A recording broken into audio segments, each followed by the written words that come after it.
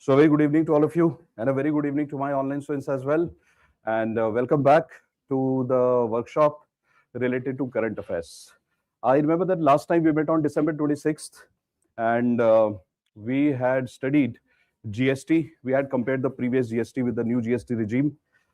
Today's workshop is centered around the theme of balance of payment. देखिए, this balance of payment. So we'll see how India is doing in terms of export, import, and you understand it's very crucial given the fact that we are experiencing extended trade war. So it becomes very important that we know what is happening in balance of payments.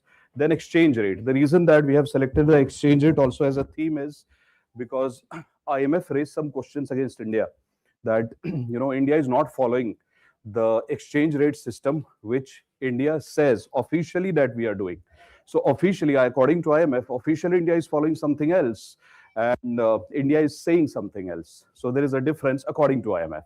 So that is why we thought that we should examine that what India is saying and what India is following, and what is IMF's objection to it. The next is IMF ratings. We understand, but that data is very important, and all the important results which we see, for example, GDP, inflation, balance of payments, anything, taxation, whatever results we see, they are authenticated actually by the data. So data collection is very, very important for any economy, not only for the economy, but also for international comparisons. So what has happened in India is there are a few frictions between IMF and India, where IMF has raised some objections by saying that the way data is collected and represented by the government of India is not as per IMF's expectations. So they have not outrightly said that what India is doing is right or wrong, but they have raised objections to it. So we should examine from UPSC perspective that what are the objections and how India is planning to combat those allegations which have been imposed over India. So that is also IMF rating. And then there is a concept called as Dutch disease, which we will examine at the end. The reason that I also decided to talk about Dutch disease is because conventional economics says that Dutch disease is a phenomenon which happens related to exchange rate. And since our theme was balance of payment, so I thought I'll take it up. But then there is a very famous Indian economist. He was a chief economic advisor to Government of India, Dr. Arvind Subramaniam. So he has recently said that Dutch disease can be applied in a different way for Indian industries also. So he has tried to create a very innovative application of Dutch disease for India. So we should also examine this from UPSC perspective.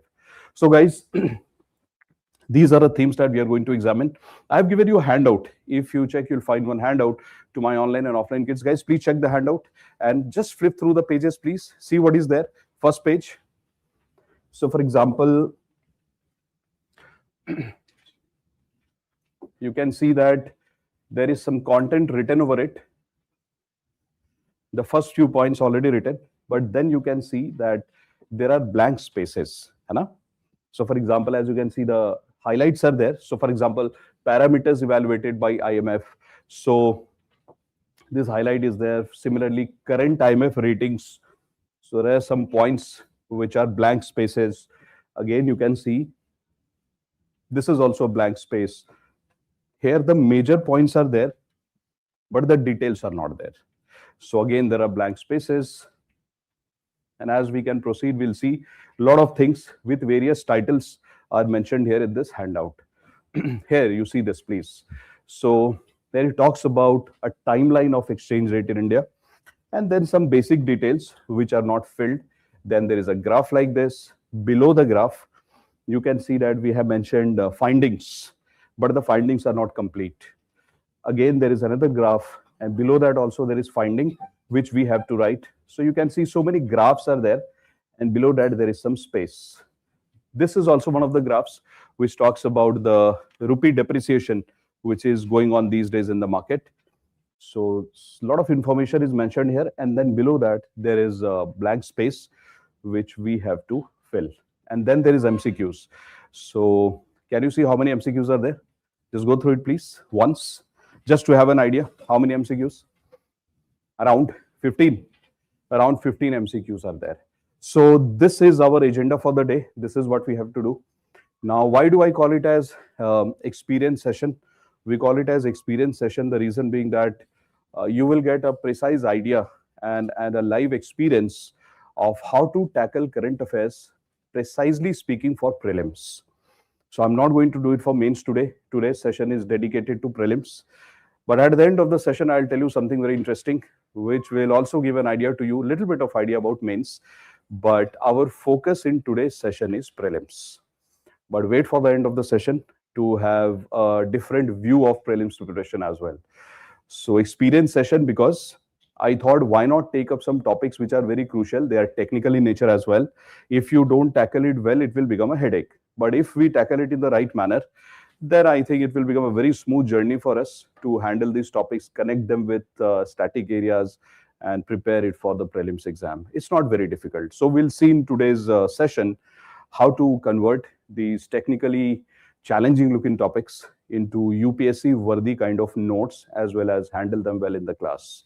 So what is the agenda? Agenda is to tell you how to select the right kind of news to be prepared for UPSC prelims. See, prelims is round the corner. Now, at this point of time, if we start to prepare for current affairs related to mains, it will be a wastage of time, because this is not the time to prepare for the current affairs which is mains oriented. This is the time, thank you. This is the time where we should focus on prelims kind of news. So I thought I'll give you some demonstration about how to select those things from newspapers. So I've got some newspaper clips also. I've got a book as well for you. So this is the book which talks about Dutch disease. So I got this book almost 10 days back. I was reading it. That is why I put the date of the workshop in such a way that so that I could finish the substantial part of this book. So this is a book which is A Sixth of Humanity by Devesh Kapoor and Arvind Subramaniam. This is the book which says that India suffers from Dutch disease related to industries. But you don't have to read this entire book, of course. So that is why the experience session, so that you would understand what to read from here. This is important. So we'll do it in the class today. So the first thing that is important for us at this point is to select the right kind of news and then connect it with static areas. I'll give an example to you. So for example, the moment you read from this book, by the way, a summary of this book also came in the newspaper. So it's a new book, relatively new book. So now imagine that in the newspaper, summary of this book is printed. And it says that there is something called Dutch disease that India is suffering from, all those things.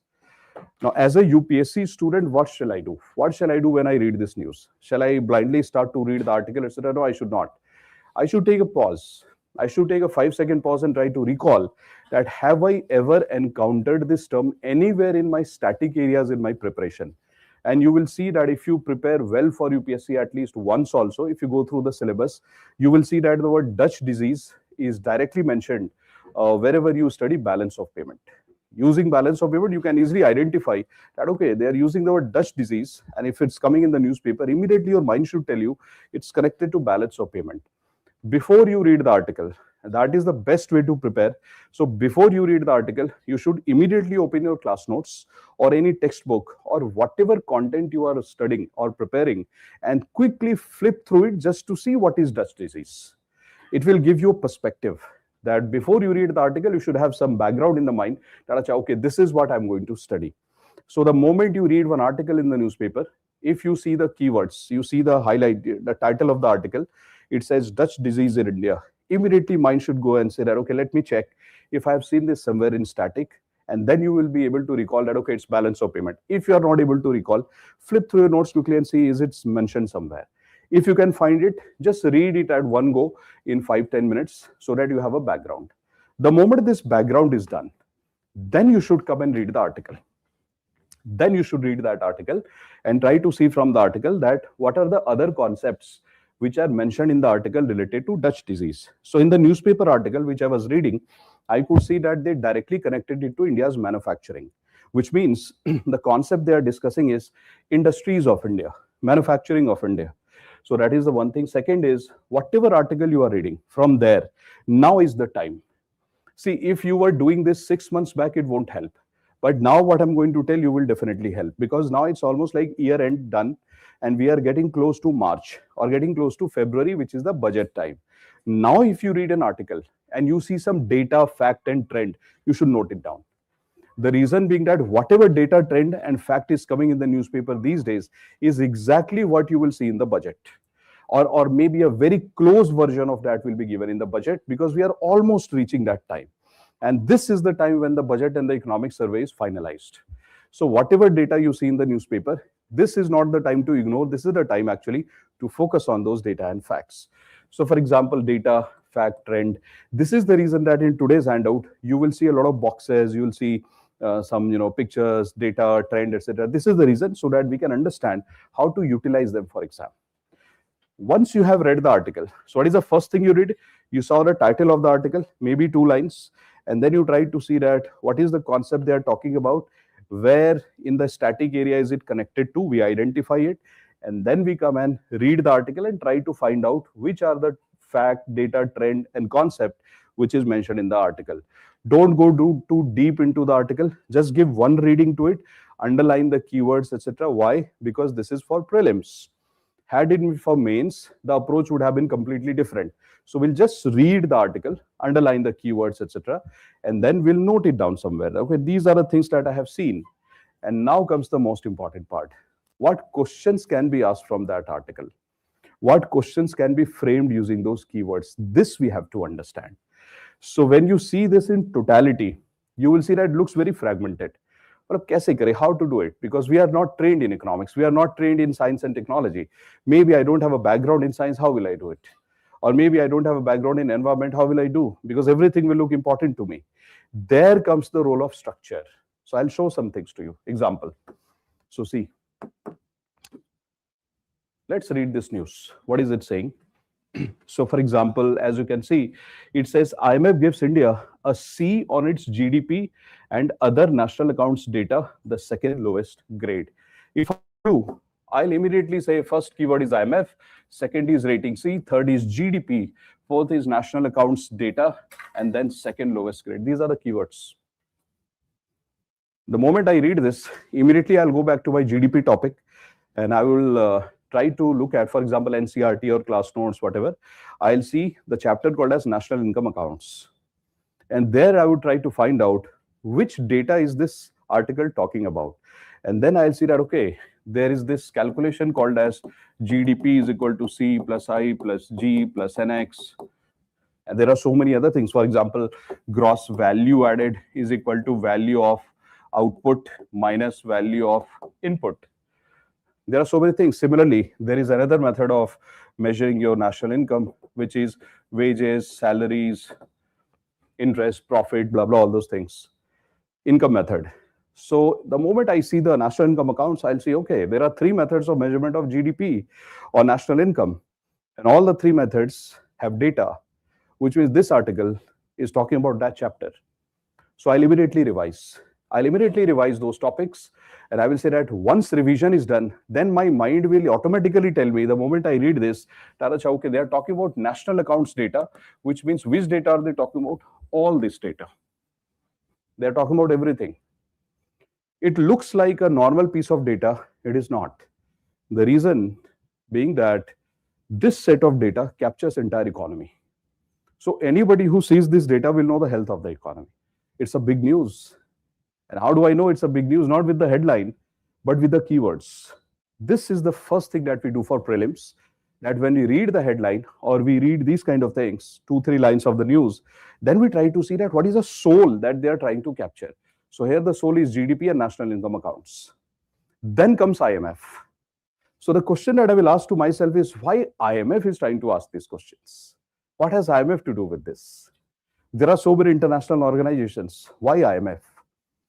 Then my mind tells me that I should quickly go and revise IMF. Because if I revise IMF, my knowledge related to IMF and GDP will become clear, and I'll see the connection that who has given power to IMF to ask such questions to India. That what is your data, I will give you rank. Who gave that power to IMF? We need to know that. So that is the second thing that we should examine as students. So what is the first thing that we'll do? The first thing is mark the keywords. Try to see where in the static area it is connected, basics. And then I'll try to see, is there something which I also need to know more about this news article before I read it? Yes, IMF. Because this article will not give me all the details of IMF. It will only talk about current part, current development. So I need to see what is IMF. And if you open your class notes, if you open your content, etc., you will see somewhere in 1 or 2 pages some write-up related to IMF, which you should immediately read. The moment you do that, then your mind is absolutely clear that, okay, now in this article, I'm going to study GDP, I'm going to study its components, I'm also going to study a little bit about data because the article is about data, then I'm going to study about IMF, and I'm going to see the connection. So expectation is set. And now mind will also move like that. So let us see what actually is happening. So this is the thing which is currently happening. See, guys. So if you open your handout, you will see page number 1, I guess. Yeah, page number 1. Yeah, page number 1. To my online and offline kids, guys, page number 1. So there you will see that what is mentioned, IMF new reports about India, key aspects of the articles. See, the moment somebody talks about two things, articles or schedules of Indian Constitution, we know what they are because it is about the Constitution of India. But why are we talking about articles of IMF? There must be a reason. What are these articles of IMF? This is the first thing we should know. So what is the article of IMF? So actually, when IMF was being conceptualized, Bretton Woods Conference 1944, when they were thinking about creating one institution called IMF, so whenever you think about an institution, you have to define a purpose. That why do you need an institution? So in the Bretton Woods Conference, which happened in 1944, what were they deciding? The big countries of the world, the so-called developed countries, the Western countries, the European countries, including Japan, India was also being presented there. So what were they thinking in the Bretton Woods Conference? That they wanted to design a new world order after the Second World War. On the eve of the Second World War, they wanted to design a new global order so that after the war, whatever happens is more systematic. That is what they wanted. So one of the institutions which they designed was IMF. But when you design an institution, you have to clearly tell everybody in the world that what is the purpose of this institution so that you can create an acceptance of the institution. Otherwise, why will people accept? So what did they tell us? They told us that since this world is going to be redesigned, so we need an institution which can create cooperation between various countries in the world related to monetary policy, related to balance of payments, related to currency, exchange rate. During trade, what do we exchange? We exchange goods and services, but the medium of payment is money. So if any tussle arises between countries related to money, currency, payment, there comes the role of IMF. Or if a country buys too much. So, for example, when your parents give you pocket money and you spend the entire pocket money in the first 5 days of the month, and then what will you do after that? For example, after that, you are in trouble and you need more money because you have already spent the entire money. So this is true for a country also. There are sources of earning. If we earn this much and we spend this much, we are in trouble. Where will we go when we are in trouble? And if a country spends too much, does it always mean that the country is bad or the country is negative? Of course not. For example, COVID happened. During COVID, we were spending so much money on health. We were spending money on medicine. Does that mean that we are a bad country? No, it depends. We should not create value judgments unless we know the reasons. So there might be a situation where there is a natural calamity. There is a situation where there is a world war, right, which America is trying to create these days on a lighter note. So these are the situations where the world becomes vulnerable and volatile. And it is this juncture where if a country suffers problems where we need currency, we need help, where will we go? So this is the institution which was created for that. This is how they sold the idea of IMF, that IMF is going to do this. So purpose defined. Now, there is another thing. Whenever you create an institution, you also create hierarchy of people who will work there. So who will be the decision maker? Who will be the chairman? Who will be the director? Who will be the economist? Isn't it? So hierarchy has to be created. So that was also defined. When you create hierarchies, after that, you create the small things. Like, for example, what are the rights that IMF will have over its members? So, for example, IMF is an institution which is based on membership. So we want to know that, okay, IMF created for a certain purpose, like to prevent exchange rate crisis, to prevent BOP crisis. Understood. Very nice. And we bought this idea. We also know what is the hierarchy of IMF. Okay, we are happy about that. But the third point which comes is that what will IMF actually do? So for that, some rights and obligations and duties were defined, that this is what IMF is going to do. to create these three things in a systematic manner. What are the three things that we talked about? The first thing is that what is a purpose? The second is what is the structure? And the third is the rights, the obligations of IMF. These three things, three broader areas. So to define these three broader areas, articles of agreement were created in IMF. So for example, there is Article 1. Article 1 would talk about purpose. Then there is Article 4 that talks about something called surveillance. Then there is Article 8. It talks about convertibility. So what I have done is, if you see the articles of IMF, it's humongous. And for UPSC purposes, it's a never-ending list. So that is where comes the filtration part for current affairs for prelims. If you start looking at the articles, you are probably looking at more than 24 articles. But we don't have to do all those articles. It's not required for UPSC. This is where comes the smart preparation strategy, which is which articles to study. So now which articles to study? So these are the articles which I mentioned in your handout. Let's check. Article number 1. Chale bacho, let's quickly read it to my online and offline kids, guys. Let's read. So it says Article 1 purpose. So for my online kids, guys, you can see this on the board. I'll come out of the frame so you can simultaneously read this. Dekhiye, Article 1 purpose. Let's read it quickly. It says, what is the purpose of establishment of IMF? To foster global monetary cooperation. It talks about global monetary cooperation. Number 2, expand trade. Because for trade, we need payment. And who will help us in smoothing the payment? IMF. Then it comes promote stable exchange rate, which we'll see later on in detail. Help members with balance of payment issues. So these are broadly defined purpose for which IMF has been created. And then we see Article 4, surveillance. Now that's very important. That's very, very important. I'll tell you. So, Bacho, for example, suppose you have come to Delhi to study either in Delhi University, or you have come to Delhi to prepare for UPSC, and your hometown is something else, something different. So let's say that you have come from Karnataka to Delhi. Now, when your parents send you here, they of course make all the plans and arrangements for you. They wish you well, and they might come here to drop you off, to settle you at least once in your PG, and then they will leave. But don't you see this, that your parents constantly, in regular intervals, either daily basis, weekly, monthly, etc. Depends how busy you are, how busy they are. So they keep a tab on you, that how you are doing, how is your health, how is your food, how is your studies going on. Mostly it's daily at the end of the day, right? So you got a call from the parents and you speak to them for 5-10 minutes, and in a very hurried manner you hang up the call, because after that you have to pick up another call, right? Which might take 5-6 hours. Like, control those calls, huh? UPSC is very close, control those calls, I'm telling you this. So, but the parental call is very regular. That's almost given that they will definitely call you out of concern. But that is what IMF does. So IMF says that if you get a membership of IMF, every year IMF will come to the country, all the members, and IMF collects data from those countries, data related to everything. For example, exchange rate, balance of payment, export, import, everything, every data is collected. Even data related to fiscal policy, taxes, revenue, subsidies, every kind of data is collected by IMF. IMF comes to India and IMF says, I need to see the data on yearly basis. And then IMF reviews the policy of its members on yearly basis. This is called surveillance. When IMF performs this surveillance mechanism, don't you think that just looking at data, they won't leave you? Because they are looking at data, they are spending time and energy, they will keep the data with them. And then they are going to check if the data that we gave to them is as per their standards or not. This is the point where they raised objection against India.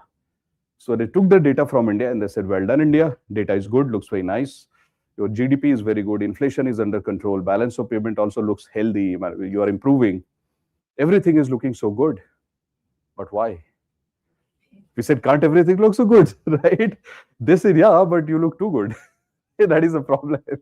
So because they are so used to seeing problems in India that they were looking for problems. Okay, that was on a lighter note. So they looked at the data and they said that there are few things where they don't agree to India, which means that after they collect data during surveillance, they will analyze it. But the moment they said that, hey, India, your data is not that great, we said, how do you know? Yeah, we'll also ask counter questions. They said your data is not good. We said, how do you know that? So are there any standards which you have applied? They said, yes, we apply standards. Standard number 1, 2, 3, 4, 5, 6. So there are standards they apply. So suppose India has given them a data related to inflation. What will they do with that? So they are going to ask these questions. India, how frequently you collect data of inflation? That's what they will ask. Then they will ask that, which is the method you use to collect data? Then they ask that, okay, when you collected the data, how did you do the calculations of inflation? Please show that formula. Then they will ask that, when you collected the data, how much time did you spend there? Because they want to check the quality. That what is the way in which you designed your survey? So was it a survey? Was it primary? Was it secondary? Did you get the data from somebody? Was it original? These are the kind of things they will ask. And then they will ask that if you calculated inflation using a formula, was that formula in consonance with what IMF says is a good formula? Because IMF says some formula is good, some is not good. So they're asking the question that whatever formula you used, is it in accordance with IMF standards? And the way you calculated everything after the IMF finds out, then IMF says, when you put all that on paper, so how are you putting that on paper? Which data sheet are you using to finally report? How are you reporting it? So are you also reporting it as per IMF standards? Very deep analysis is done. And once we give them data and they have done all these things, after that they start to give score to us. That in this data, India has done well. Inflation data, okay. GDP data, not okay. As a karke, they will give us marks. And then they will start to give us an average ranking. That, okay, India, this is your average marks for all the data. What is your average marks? And for few data, they will flag this issue and they will say that this data was not good. But overall, it's okay. But specifically this, not okay. This is what they do. So now you know what gives them the power to do all these things. Article 4. And India is also signatory to this article because India is a member of IMF, which means India accepts this article. So what does Article 1 say? Article 1 says IMF is going to make sure that there is cooperation between various members in the world and there is no country which suffers from crisis. Number 2, IMF says every year I'll come to every member and I'll check their data and I will use my standards to evaluate. That is number 2. Number 3, Article 8. What is Article 8? I felt it was important. Though it was not directly given in the news, but I felt it was important. I'll tell you the reason. Article 8 is also important and Article 14 is also important. I'll give an example to you. So see, bacho, imagine this, that you are the RBI governor. I'm an Indian citizen and I want to go abroad. I want to go to, let's say, Europe because I have to go on a vacation.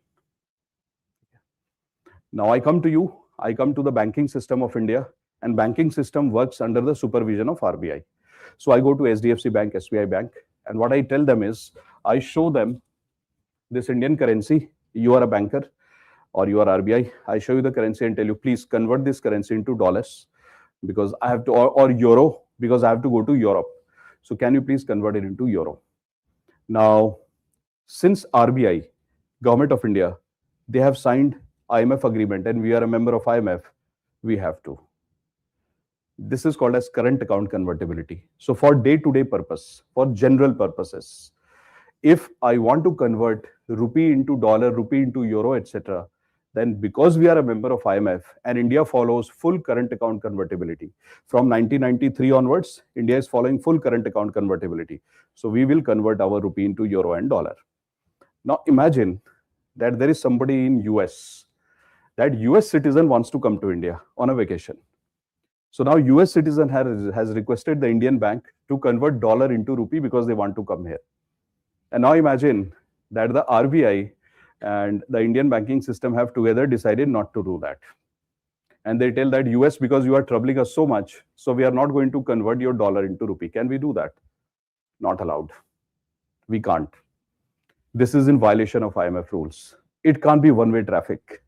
If you are getting help, others should also get the help. If you are traveling to other countries freely, they also have the right to come, unless there is something wrong. This is mentioned in Article 8. Article 8 says that these current account convertibility, normal convertibility should not be stopped. However, there is however. Suppose, bacho, that there is a war-like situation. Abhi, currently, because of some activities of US and other countries, there is a war-like situation. And we feel that in future, we might need to have more dollars. Because during war, suppose in future, you want to buy weapons, something like that, and the war escalates. How will you make the payment? You will make the payment using gold, dollar, euro. That is what we need. So if we have dollars in India today, And we have clearly seen that war-like situation has actually happened.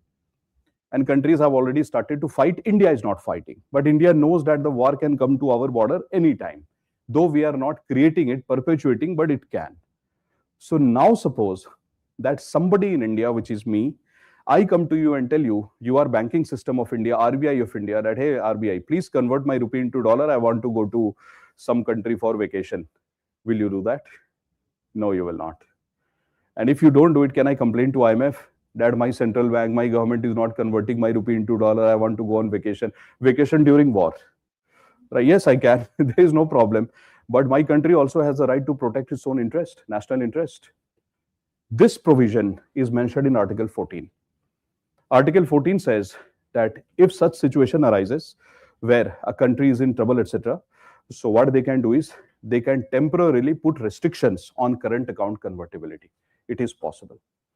So IMF has made all the provisions that when things are fine, how to behave, when there is emergency, how to behave, everything is written in terms of rules and regulations. But suppose India starts to use this clause, the Article 14 clause normally also that I don't like US because US is acting against India, I will also do tit for tat. Then IMF will raise objection and say that no, you should not do that. If US is creating a problem, you complain, but don't do tit for tat. Unless you are in trouble where you need to do it, don't do it. There are boundaries which you need to create. So that is what they say. So these articles are very crucial. So I was telling you the first point which I feel we should do is immediately the moment we read this article, we should write the definition of what is Article of Agreement of IMF. So first thing we should write what is the meaning, and second, we should know some important articles. As I have mentioned, these are the important articles. Now, socho bacho, think about it. What was the need for me that after surveillance I put these two articles? There must be a reason. The reason was given to me in that newspaper article where IMF was saying things about India. IMF also raised one objection related to this. IMF said that India, you put too much restriction on your convertibility of currency. In a very mild manner, they also said this, that you all the time put restrictions, etc., which we don't like. So that is also, which means that immediately we have to trace it back that under which article IMF is raising objections. And I found that, okay, there are these two articles which IMF has invoked and said that don't do it, use these guidelines. So now for us, for prelims, these four articles become important. How will UPSC ask question from here? So first, let us write the definition, then I'll show you the questions. Please write, open your notebooks, please. And please write a very crucial point. Please write article of agreement. To my online kids also, guys, you can write. It's very important to write. Please write articles of agreement. AOA, articles of agreement of IMF. AOA of IMF, articles of agreement of IMF. Now, please write, bacho, that during the establishment of IMF, during the establishment of IMF,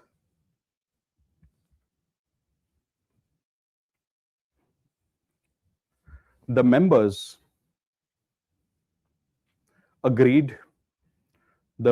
agreed to create certain standards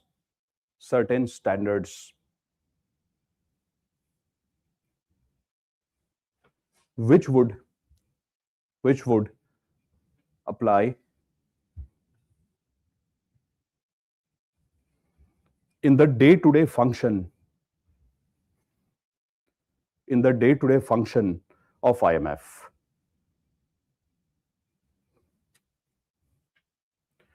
These standards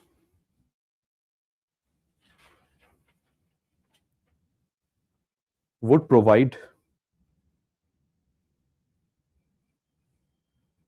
the legal foundation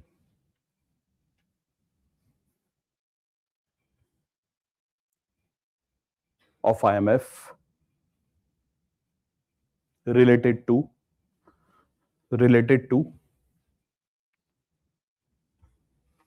number one, purpose. Number two, structure. And number three, rights and obligations.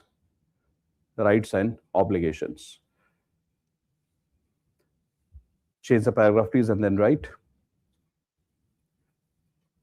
this set of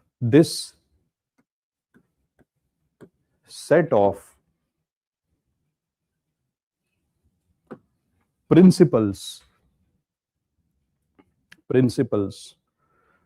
which guides IMF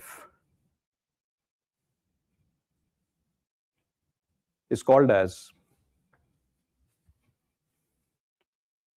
article of agreement. It's called as article of agreement.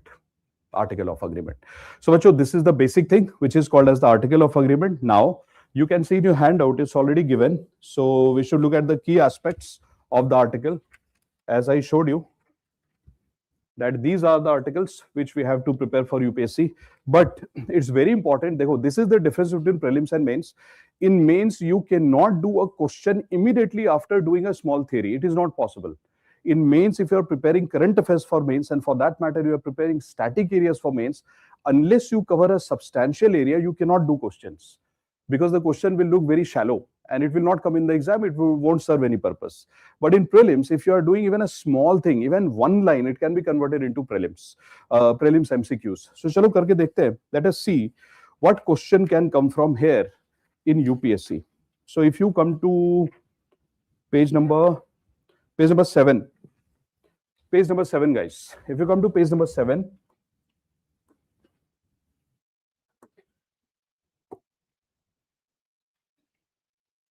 in your handout you can see this is the question. Let's read the question. Question says,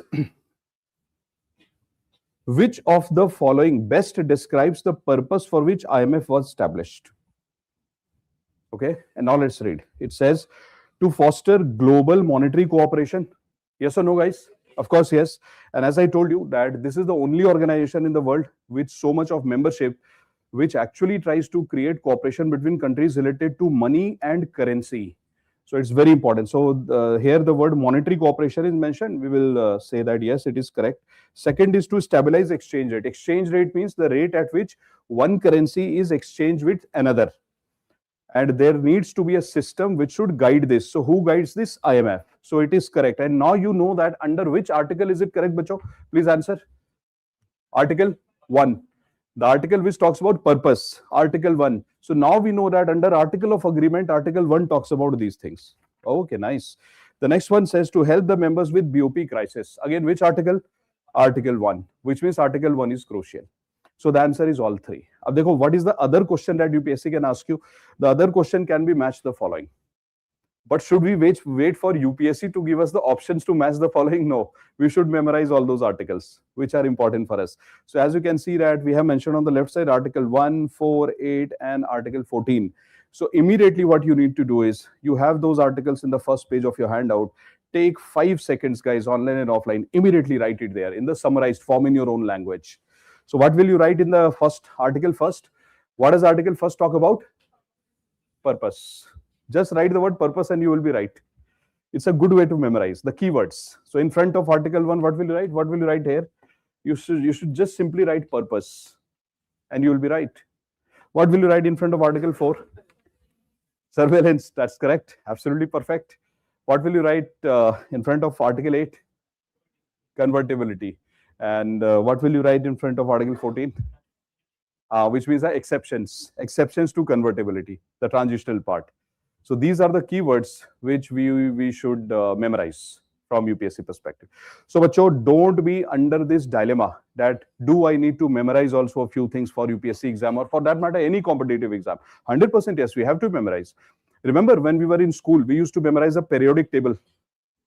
Yeah, we used to.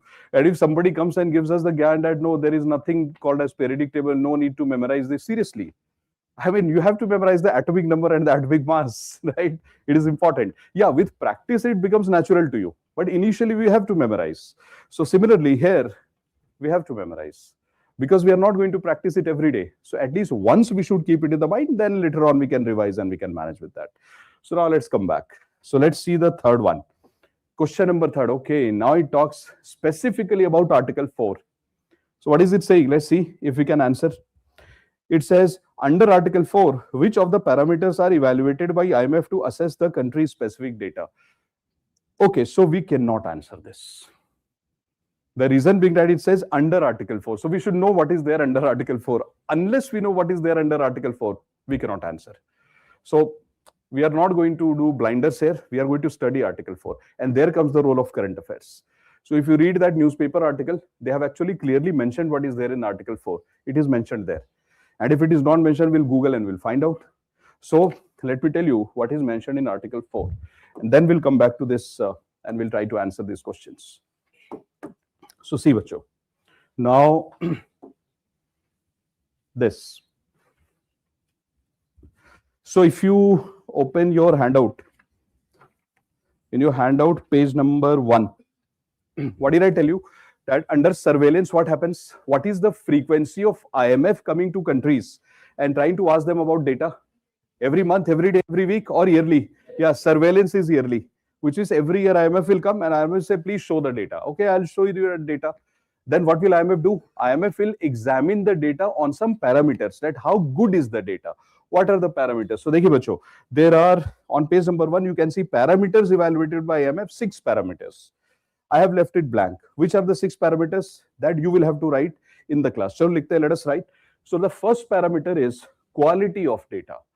Quality. And by quality, what does the IMF? Accuracy and reliability. So, we should write quality, accuracy. So, what is the meaning of quality? Accuracy and reliability.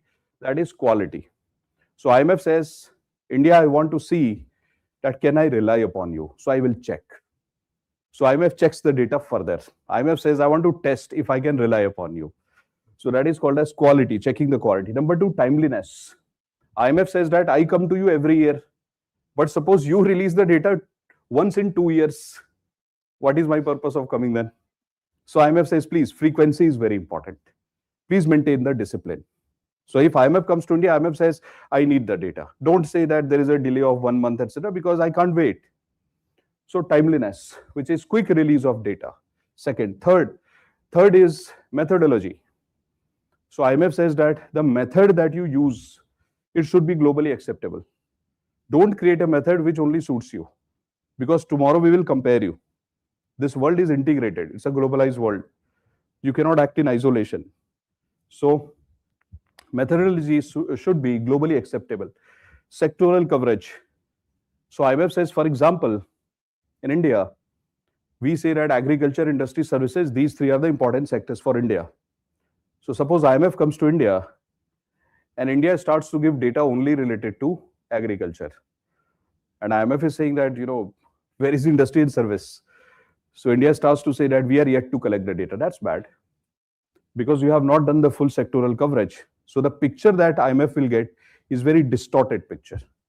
So, it says that please don't give distorted pictures. Internal consistency. So, for example, suppose government of India gave a data to IMF that in India, the manufacturing sector has sold 100 tractors to agriculture. That is the data given by India, that 100 tractors were sold by manufacturing companies to agriculture. But when the government of India went to, or when the IMF is looking at the farmers' data in India, the total number of tractors that government itself is showing is 20. So government is saying that 100 tractors were sold through industry. But then when we look at the data of agriculture sector says only 20 tractors available with farmers. Where did the remaining 80 go? This is called internal inconsistency. That's not consistent. You are saying something else is happening. 2 sectors figure are not matching. That's not good. So IMF says there should be consistency. The next one is called alignment with global standards. So suppose that India is calculating national income using a formula called as A plus B plus C. But other countries in the world are calculating the formula using A plus B. But India has put C also. So IMF says, how will I compare? Hence, what IMF has done is, IMF has created a standard structure to calculate national income. And all the members of IMF have to follow that structure. If India violates the structure, then first of all, technically it is not correct. And number 2, you can't be compared. So these things we cannot do. So this is called as alignment with global standards. So these are the 6 parameters. somewhere in our mind, we should know these parameters. Roughly, if we see these words in the exam, our mind should tell us, ha, a little bit of idea should be there, and we should be able to figure out. So, for example, let's go to one MCQ and let us see if we can answer this question. So, question number third, bacho. Let's see question number third. Question number third says, under Article 4, which of the following parameters are evaluated by IMF to assess the country-specific data? The first parameter is quantity of data. Is it mentioned anywhere? No. Quality is mentioned. Directly, the word quantity is not mentioned, but indirectly, is it mentioned? Yeah, it is. Where? Sectoral coverage. In coverage, because coverage means that you should have sufficient data. So directly, the word quantity is not mentioned. Since direct use of the word quantity is not there, we will not mark it correct. We will say not directly quantity not mentioned. If coverage would have been mentioned, then we would have said yes. But it says quantity. We cannot change the words. So here, quantity of data, no. Number 2 is timeliness. Yes, it is there. So what is the third one? Methodology. Yes, method should be correct as per IMF standard, and global standard. Global standard should also be maintained, which means that the second, third, and fourth are correct answers. The first is not correct. So did you notice something? That indirectly, if you argue that but the word coverage is there, yes, coverage is there, but the word quantity is not there. And here it says under Article 4. So since it is specifically asking us that under this article, do you see the word quantity? No. So hence we will not mark this. This is prelims. But if you are writing a mains answer, let me tell you how prelims and mains are different. In a mains answer, if you write that the quantity of data is also to be ensured using the parameter called coverage, your answer is correct. In mains, you can write these things and you can say that, you know, somewhere the IMF formula also captures quantity. Yeah, it is correct. Because you are not writing precisely, you are saying somewhere the word quantity is also captured. Yes, okay, agreed. Under coverage, it is captured. Prelims is very specific. In prelims, you cannot write roundabout things. In prelims, if they ask you, what is the name of your country? It is India. It cannot be IN. It has to be INDIA. So this is the difference between prelims and mains. So according to prelims, the first option is wrong. According to mains, if you write this and write that somewhere quantity is also captured in this parameter called as sectoral coverage, they will give you benefit of doubt and you say, ha, it's okay. Prelims, no scope. So this is the question. Next one, question number 4. It says fill in the blanks. IMF ratings and rating description. Now, let us come back and let's try to see that after the data is evaluated by IMF, what does IMF do? Ye dekhiye. Look at this, please. And this you will have to write in your handout again. So guys, please come to page number 1. Page number 1 of your handout, and you can see current IMF ratings. So see what IMF does. Bacho, try to listen to it carefully. What does IMF do? First of all, IMF will come on yearly basis to India. Under surveillance, which is Article 4, IMF will ask a question that, hey, India, can you show me the data related to investment in your country? Can you show me the data related to taxes, subsidies, investment, currency, exchange rate, inflation, BOP, current account deficit, capital account deficit? Can you show this data? The moment we start to show them the data one by one, they will examine the data on these parameters. On these 6 parameters, they examine the data, and then they will give us a rank. They will say that, okay, in the data related to inflation, we feel that you are doing a great job. You will say, what is the meaning of great job? So IMF says great job means that on all these parameters, you stand up to expectation. Then we'll say, okay, so what is the rank that you are giving to India or rating that you are giving to India for inflation measurement? So IMF will say that because your inflation measurement is absolutely perfect, so you get a rating A for inflation. Okay, so for everything, they will give us a rating, yes? So what is the meaning of A? Guys, please write in your handout. In your handout itself, you are supposed to write page number 1. You can see some spaces there. Quickly, please write it to my online and offline kids, guys.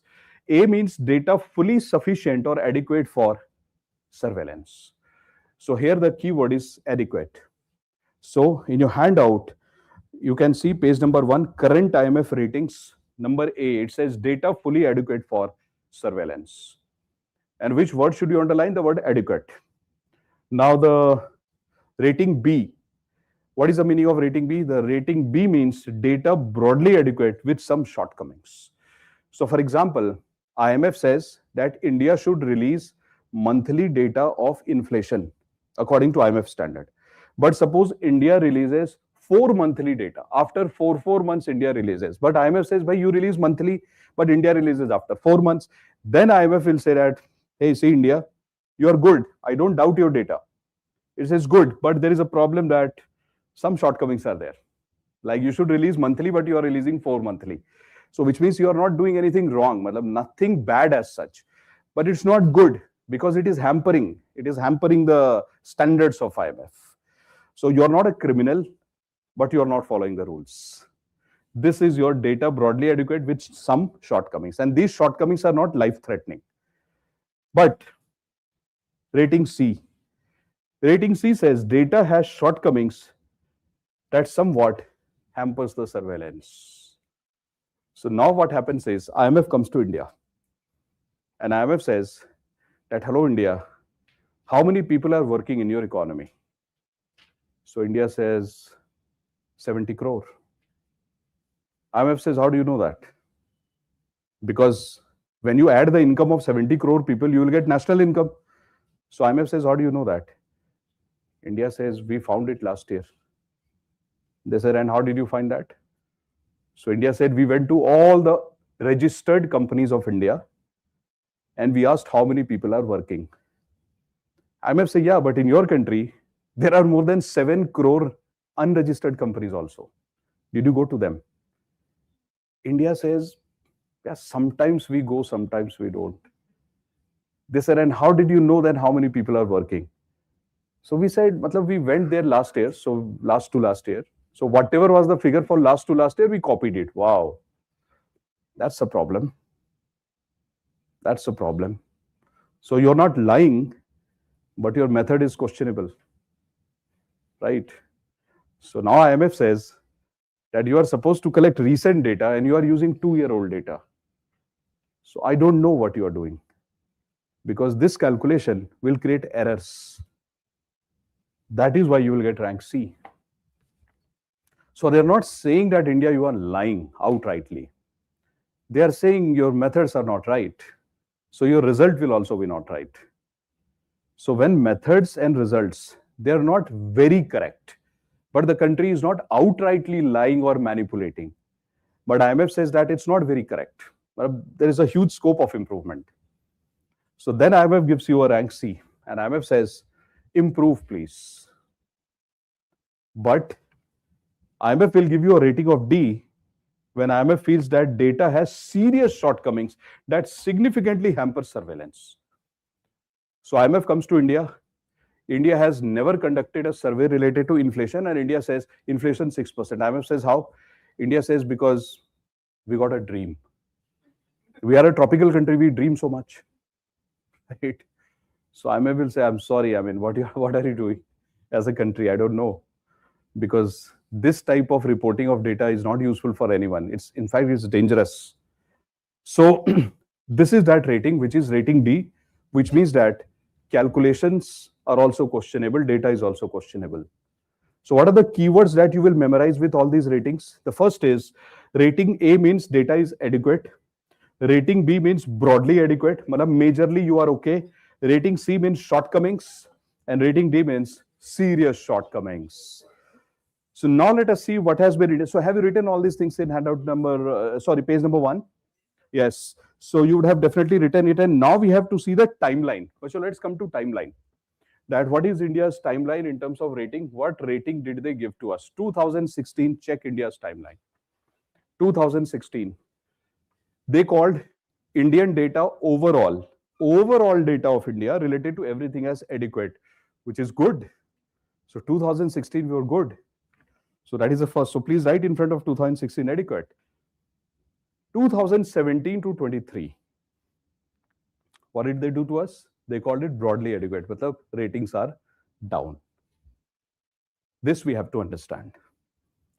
Currently, what is the overall rating? Overall rating is B. Yeah, overall rating is broadly adequate, B. But what have they said? Your national account rating is C. And what is national account? GDP, C plus I plus G plus NX. In all these things, they are questioning us and they are saying that IMF says we have doubts about this data, India, that your C plus I plus G plus NX, your GDP calculation, etc., doesn't look right. There is some problem.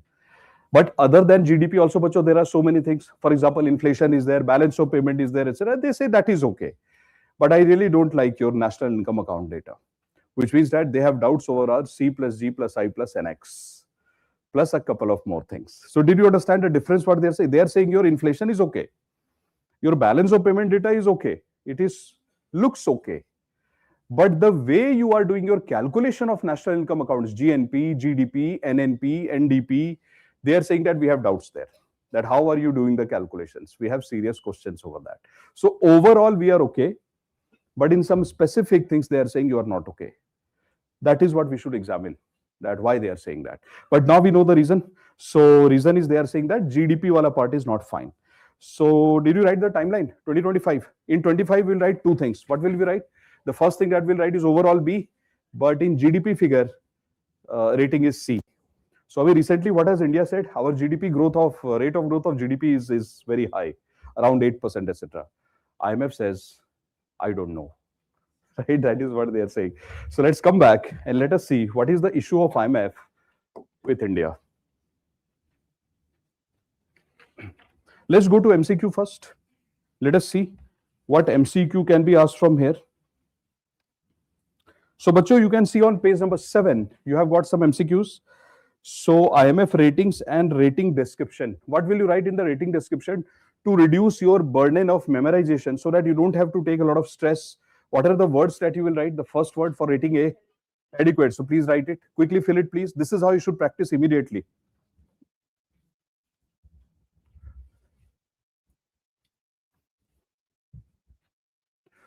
And bacho, what will you write in front of B? Broadly. So you should only write broadly adequate. Don't write anything else. See, bacho, if we become technically very sound, then I will ask you to write every word. But then you don't have that time when you prepare for these competitive exams. No, there is so much of content that you have to study and prepare that if you become very finicky about every word that you write now, then your preparation won't go in the right direction. You'll be confused after every second, because so much information overload will happen that you won't be able to do justice to it. You won't be able to recall anything properly. So I suggest that you only use the keyword approach. So what is point number C? What will you write in C? Shortcomings. So please write only shortcomings. And what will you write in D? Severe shortcomings. That's it. And then question number 5, please solve. Question number 5. Please try question number 5 and tell me the answer, please. To my online kids, guys, question number 5, please tell me the answer. Question number 5 says, consider the following statements regarding IMF's current rating for India. So what is IMF's current rating for India? Number 1.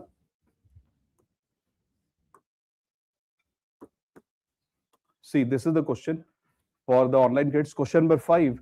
Consider the following statements regarding IMF's current rating for India. The national accounts of India has been rated B. Absolutely wrong. So overall rating of India is C. It's B. But it should be swapped, changed. So what is the answer? None of these. So answer is none of these. Now let's see the next question, if we can answer it, or we need another theory for that.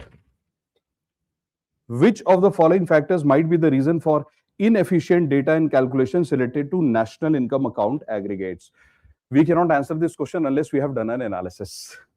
So now I'll tell you something very interesting related to your preparation. I'm sure that many of you, or in fact most of you, are going to write your serious attempt this year. So either you are going to write your first attempt this year, or maybe you would have written your attempt last year or before that maybe, but not a very serious one, not with full preparation. So I would discount that. I won't call it as your best attempt. I will call this attempt as your first best attempt from your side, if you have prepared well. There are two things that you should keep in mind. If you are going to write your UPSC for the first time, there will be an added pressure on you, stress, that how will I prepare for mains because there was not much time, content is huge. So this must be an additional pressure over you. Just to ease that pressure, I'll show you something interesting, which will definitely help you to get the right direction. And it will give you confidence that if you try your best, even from today, you have not lost much and you are still in the game. How is it possible? So, for example, as you can see that deliberately I created these questions so that you can get a good amount of idea about it. So, अगर देखोगे आप, if you see question number 6, this question, it says which of the following factors might be the reason for inefficient data calculation related to national income aggregates or national income accounts. It says which of the following factors. So now we are going to examine that which are the factors which hamper India's calculation of national income, which is being questioned by IMF. Which means another way of asking this question is that what are the shortcomings in calculation of India's national income, which is a UPSC question of mains. It has already been asked in mains and asked recently last 2 years. It is already a mains question, GS paper 3. Now, what did you see? What is something special about it? So the special thing about it is that we are preparing for prelims. I told you we are preparing for prelims and we are trying to see that why IMF has given a bad rating to India. So we are going to examine 6, 7, 8 factors. Now those 6, 7, 8 factors which can be asked in prelims in the form of MCQs, that option number 1 correct or not, 2 correct or not, 3 correct or not. If you collect all those options, it becomes your mains answer. So when you are preparing for prelims, for example, today, as I'm showing you, and we will see this, you are actually simultaneously preparing for mains also. Not entirely, but at least 30-40% of what you prepare for prelims will directly be used in mains. You check your entire syllabus of GS 1, 2, 3, 4, and when you prepare current affairs, I can tell you with full confidence, because I've seen both the sides. I'm seeing GS 1, 2, 3, 4, I'm seeing current affairs every day. So when I see both the worlds, I can clearly see an overlap that 30% of what you do in current affairs directly applicable in your prelims. Whatever you are doing is directly applicable in your mains, and you can use it as it is. So don't think that if you are preparing for prelims now, because this is the prelims time, if you are focusing on prelims, your mains is totally neglected. That is not true. Just that your way of preparation should be more streamlined and structured. You can use these notes in mains also. I'll show you something interesting which will definitely make you very happy about this style of preparation. You come to page number 2. Come to page number 2. Read the title, guys. What is written on page number 2? Page number 2. It says IMF issues with Indian data. Now, I can also call it as reasons for grade C or rating C. Now, I can also call it as challenges related to India's calculation of GDP or national income. Same. And how many challenges have we written? Let's read them one by one, bacho. Let's read them. What is the first challenge? First challenge says GDP calculation mismatch. Oh, there's a mismatch. We'll see what the mismatch is. Second says outdated base year. Oh, wonderful. Our base year is also outdated. Third is GDP deflator. Fourth, informal sector representation. Fifth is census delay. And sixth is inconsistent fiscal data. Seventh is weak high frequency indicators.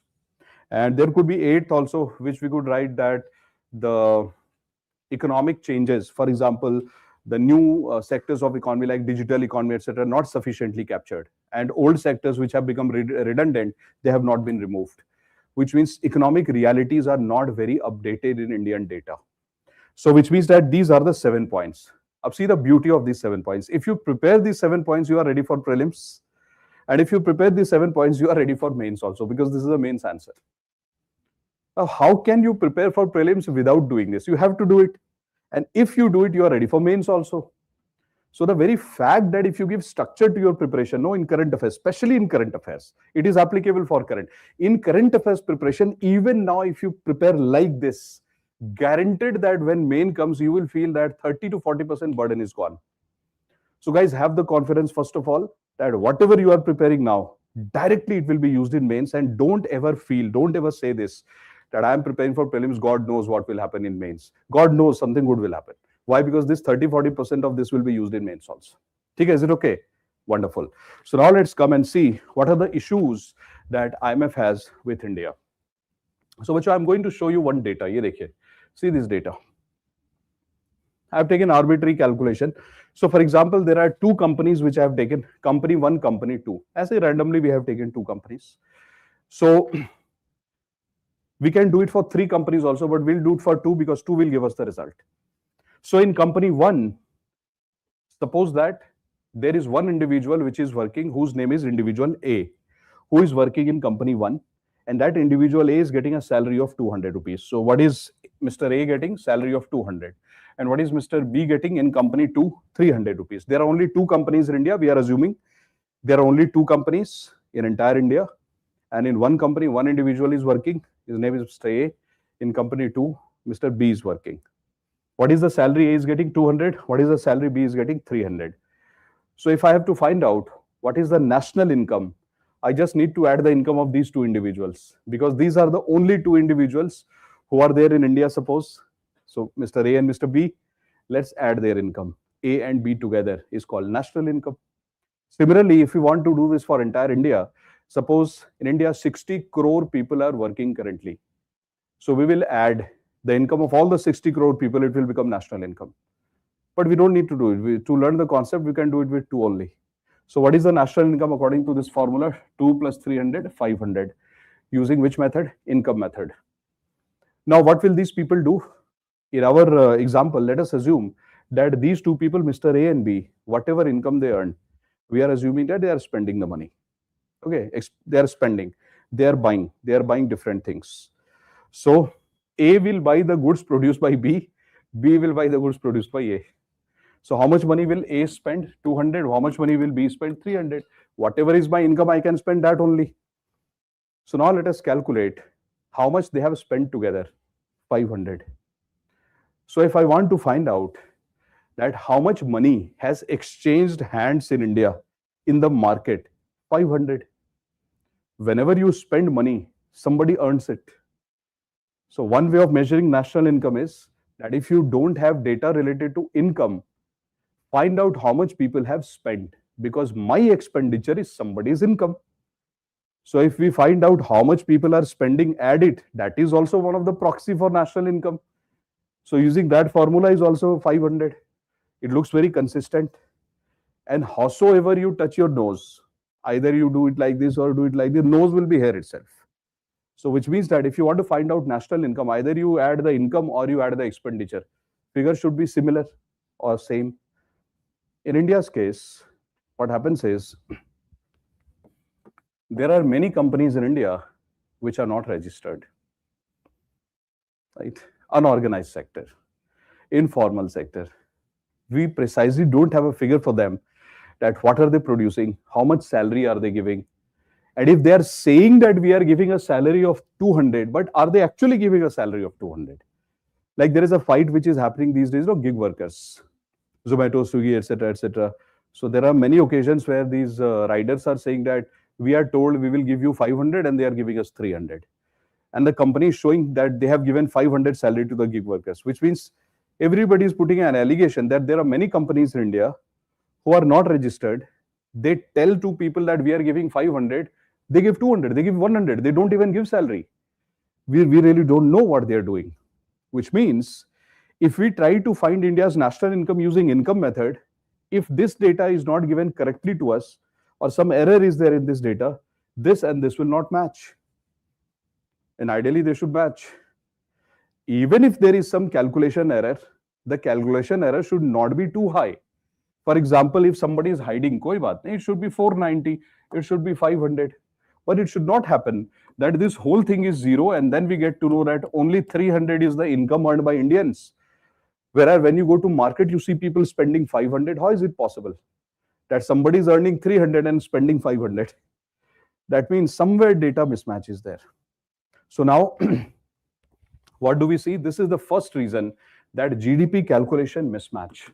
That is the reason that IMF is telling India that please India, fix your calculations. But it's not about calculation, it's about data. So IMF is telling India that there is a problem in your data, and that problem is related to informal sector. I'll give you a small dictation on this and I'll precisely tell you how to write it in such a manner in your current affairs, even now, that it will look like prelims preparation, but indirectly it will be a mains preparation also. There is a way to do that. I'll tell you, but in 2 minutes. So let's first see the point related to informal sector. This is the point which we are questioning the government. See this, please. So if you look at the informal sector of India, what is the informal sector, guys? To my online kids, informal sector, those companies which are not under direct government regulations. Somewhere they are not fulfilling the government registration requirements. So if we talk about the informal sector in India, it's huge. Almost around 50% or more than 50% of India's output or products are created by informal economy, informal sector. And where do you find most of the informal sector? In MSMEs. So if you see the informal sector of India, they contribute almost like 50% of India's output. And if you see almost 87 to 90% of India's workers, they work for informal sector, which means that if you try to collect real data for those workers who are working in informal sector, you will never be able to collect real data as to how much salary are they getting, how many hours are they working. I'll give an example. So suppose bacho, I work in Karol Bagh area in an ice cream factory, which is in a very shady place, and that ice cream factory owner has not registered himself or herself with the government of India. I'm a worker who is working there. So now what happens is they tell me that, boss, you work for us, we will pay you 1,000 rupees per day. I said, okay. And then when I start to work there, at the end of the day, I said, where is my 1,000? They'll say, no, we can't give you 1,000. We are not happy with you because your performance is not good. We will give you 300. I said, no, I'll complain. They said, where will you complain? I said, I'll tell the government that you gave me job and you did this. And they will tell me that on paper, we don't exist. So which job are you talking about? Right? We never hired you. I said, there is a proof. They said, which proof? I said, I worked. They said, yeah, but where is the proof? I said, that is also right. I said, CCTV. They said, we don't have CCTV because we are not registered. I said, you made me work for double shift. 8 hours ka 16 hours shift you made me work. They said, yeah, but where's the proof? I said, you are using very bad quality milk and water in your ice cream. Then they tell me that, yeah, but you also work with us. You use the same milk and ice cream, right? Where will you complain? This is the problem. Samajh, are you understanding this part? So that is the reason that we are being questioned by IMF. IMF says India, the contribution of informal sector is humongous, more than 50% of your output and more than 90% of your employment. So now IMF is asking a question to Government of India that how do you measure the contribution of those companies who don't exist on paper? How do you measure that? So now look at India's formula, how India measures it. See. So bacho, those companies which are registered, for example, let's say they are formal and those who are not registered informal. Let's take an example. In the year 2011, suppose that the value of the output of formal sector was 50 crore. And in the year 2011, the value of informal sector was 60 crore. And suppose Government of India at that time had done a survey. When was the survey done? 2011. And now this type of survey should be done every year. Diligently it should be done, but government did the survey once. Now, 2012 and 13, next year, the Government of India did a proper survey of formal, because formal ka to we know the address, we can easily go there and check. So government went to all the registered companies and told them that what is the value of your output in 2012-13? They said 55 crore. So government said, oh, well done. This is 10% growth. Yeah, 10%. 50 became 55. Then Government of India said, who will do the survey of this? Because we don't know in 1 year how many new companies came like this, how many new companies came, how many shut down, etc. We don't know their address. It's too much of hard work. So government says it's very difficult to do it. I don't know how to do. So government says, let's do a jugaad. If they are increasing by 10%, let us assume they also increase by 10%. And now this will be 66 crore, which means 10% high. This is called proxy. IMF is asking a question to Government of India, why?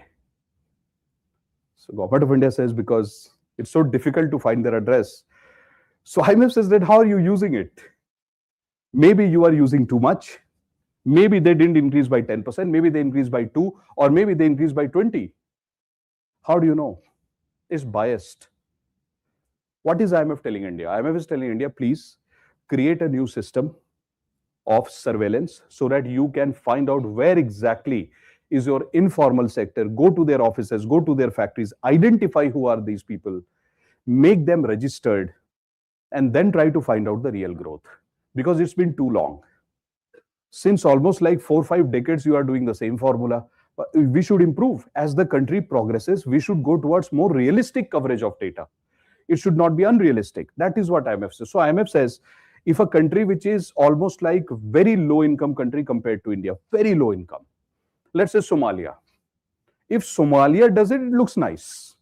That chalo, they are trying to come up with something. They are working hard. If India does it, it looks very ugly and very bad. Because we are trying to be economic superpower, economic powerhouse. It doesn't look nice. So IMF is questioning India. First of all, why are your companies unregistered? Why are they running away from you, from the government? And number two, if they are, please go and convince them, motivate them. That is what you should do. So this is the second point. I think we should write these 2 points first. So guys, please come to page number 2. And the first point says GDP calculation mismatch. So bacho, how many methods are there to measure GDP or national income? 3 methods. So in India, you will see that when the new economic survey and the budget will be released on 1st of Feb, the moment it is released, the first thing that you should check there is that what is the national income of India reported by the government based on income method, expenditure method, and value added method. You check all the 3 and you will see huge discrepancy there. You will see there is a huge mismatch. So what government does is, whenever there is a mismatch, government of India puts some figure from its own side and says, I am putting some extra terms there to create a balance. So that term which the government of India puts from its side, the numbers which government of India puts, that is called discrepancy factor. So in India, huge amount of adjustments are done because income method does not match with expenditure and that does not match with value added. These 3 methods never match. And India has to do forceful matching of these methods. This is questioned by IMF. This is what we should write. So please write that India gets, in the explanation part, bacho, first point, India gets different results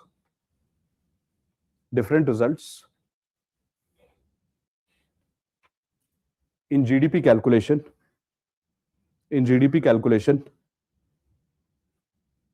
using income method, expenditure method, and value added method.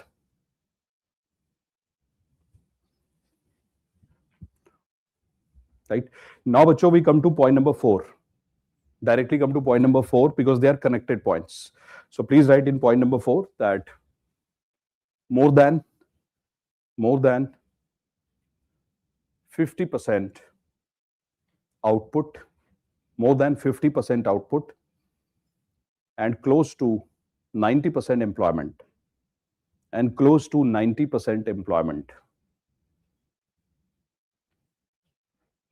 is contributed by informal sector.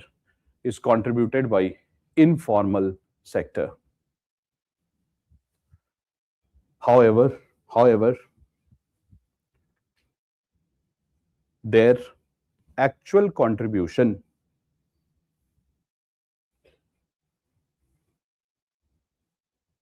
is not represented in India's national income data.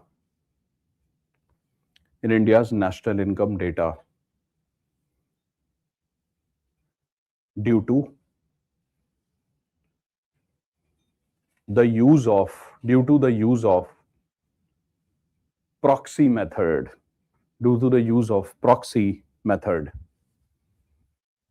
So, bacho, what is the disadvantage of proxy method? That either you are overrepresented or you are underrepresented. Both the cases can happen. So IMF is saying both are bad. These are the 2 factors. Now, what is the second point written in your handout? As you can see, that blank space. The second point is related to the base year. Here, what is the base year that we use in India? So, bacho, what is the base year for calculation of GDP in India? 2011-12. 2011-12 is the base year that we use. Now, don't you think that it is too old? Very old and outdated base year does not capture the structural changes of the society and economy. It does not capture the new taste and preference. It also does not capture the new consumption pattern. Why? Bacho, because in the formula of GDP, what do we write? We write C plus G plus I plus NX. C means consumption expenditure. My consumption, taste and style has changed. And we are still using the old base year. which means Government of India is comparing what people used to consume in 2011 and what people are consuming today. We are comparing it. That is not correct. We should compare today's consumption with our recent past consumption. For example, in last 2 years, we can compare, but not 10 years back, 12 years back, 15 years back. So this is the second point. So let us write that in our handout itself. Outdated base year, please write. Currently 2011-12 is used. Currently 2011-12 is used, which does not capture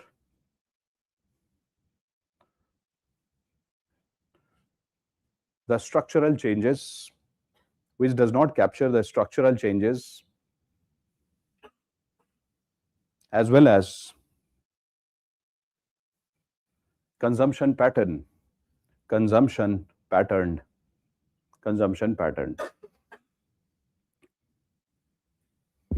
Now, bacho, there is something called GDP deflator, right? What is GDP deflator? I'll give an example to you. Now, see this. Suppose you buy this pen last year at 10 rupees.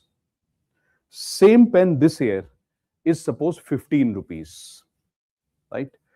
So this 5 rupees extra that we are paying for this pen, we should ask ourselves a question that has some new feature been added in this pen. If some new feature has been added, or maybe the material has changed, or maybe it's not one, we are buying 2 pens, then though it is fine because new feature added, extra number of pen, blah, blah, everything is fine. But if you are buying the same pen last year for 10 rupees, same pen this year for 15 rupees, we cannot say that there is value addition. Value addition means, have we created something substantially new? No, it's same. Last year, this year, nothing new done, no innovation done. Then price should also not increase. But if that 5 rupees has increased from 10, it has become 15, this 5 rupees is not value addition. This 5 rupees is inflation. Inflation means just the price has been increased, but no new feature has been added. So if somebody will ask you a question that the price of the pen today is 15 rupees, but can you please tell us the real value of this pen? So what will you say? Real value of the pen is not 15. You will say from this 15, let me take out 5. That 5 that you take out from the pen is called deflator. So if you deflate it, if you reduce the value, remove the unnecessary part, then what will you get? From 15, if you remove 5, you get 10. That 10 is the real value of the pen. So similarly, if you find the national income of India, suppose the national income of India this year is 100 rupees, example. But now we are interested in knowing that if we remove the effect of price, then what is the national income? So if you remove the effect of price, you need to find what is the increase in price between last year and this year. How do you find the increase in price? The best way to increase in price is to check the increase in price in both goods and services. So if you find out that what is the increase in price in goods, what is the increase in price of services, then what we do is we take this year's national income. Our national income, for example, is 100 rupees. But how did we get that national income this year? वो कैसे मिला? Our national income, for example, is 100 rupees. How did we get that? Price into quantity. And what is the quantity here? Quantity is both goods and services. We produce both goods and services. So we multiplied with price. Suppose price is 100 rupees. So, and good is 1, service is also 1. 1 unit of good, 1 unit of service. So what is our national income? 100 rupees. But we are not very sure that this year's national income, which looks like 100 rupees, is actually 100. We feel that quantity of goods and service this year is 1. Last year also it was 1. We are interested in knowing that, is this 100 rupees, which is the price this year, same price was charged last year, or is this year the price has been inflated? We are interested in knowing. So if you look at the data of last year, you will find something interesting. आपको मिलेगा, you will find that last year the same goods and service, मतलब 1 unit good, 1 unit service, its price was 90 rupees. Same. This year also we produce the same. So ideally the price should be 90. But why is the price 100? Matlab, we have inflated the price. So if you want to find out what is the real value of goods and services, then we need to go back last year and see what was its price last year. 90. Okay, this year it should be 90 again. Because in 1 year, price should not jump like this. So what are we going to do? From this 100, we are going to remove 10. And we will say that now this 10 is not right because last year it was 90, this year it's 100. This is 10 rupees extra. And we will say that 90 rupees is the actual value of this goods and service this year also, because in 1 year, price should not quickly jump like this. So this 10 rupees which we have removed by looking at last year price is called deflator. And if you remove this 10 rupees, don't you feel that this 10 rupees increase which happened can be increase in either goods or service ka price? We don't know which price was inflated this year, because last year it was 90 for goods and service. This year also same goods and service. We don't know whose price was inflated. So if I tell you that the price of both goods and service were 45 each, and this year also same good has been produced, raw material price has not changed, obviously this year also it should be 45. But what did they do? They made it 50-50, which means they increased the price of goods by 5, service by 5, and they made it 100. So if we need to remove it, we need to remove 5 rupees from here, 5 from here. Total 10 rupees should be removed. This is called deflator. What does India do?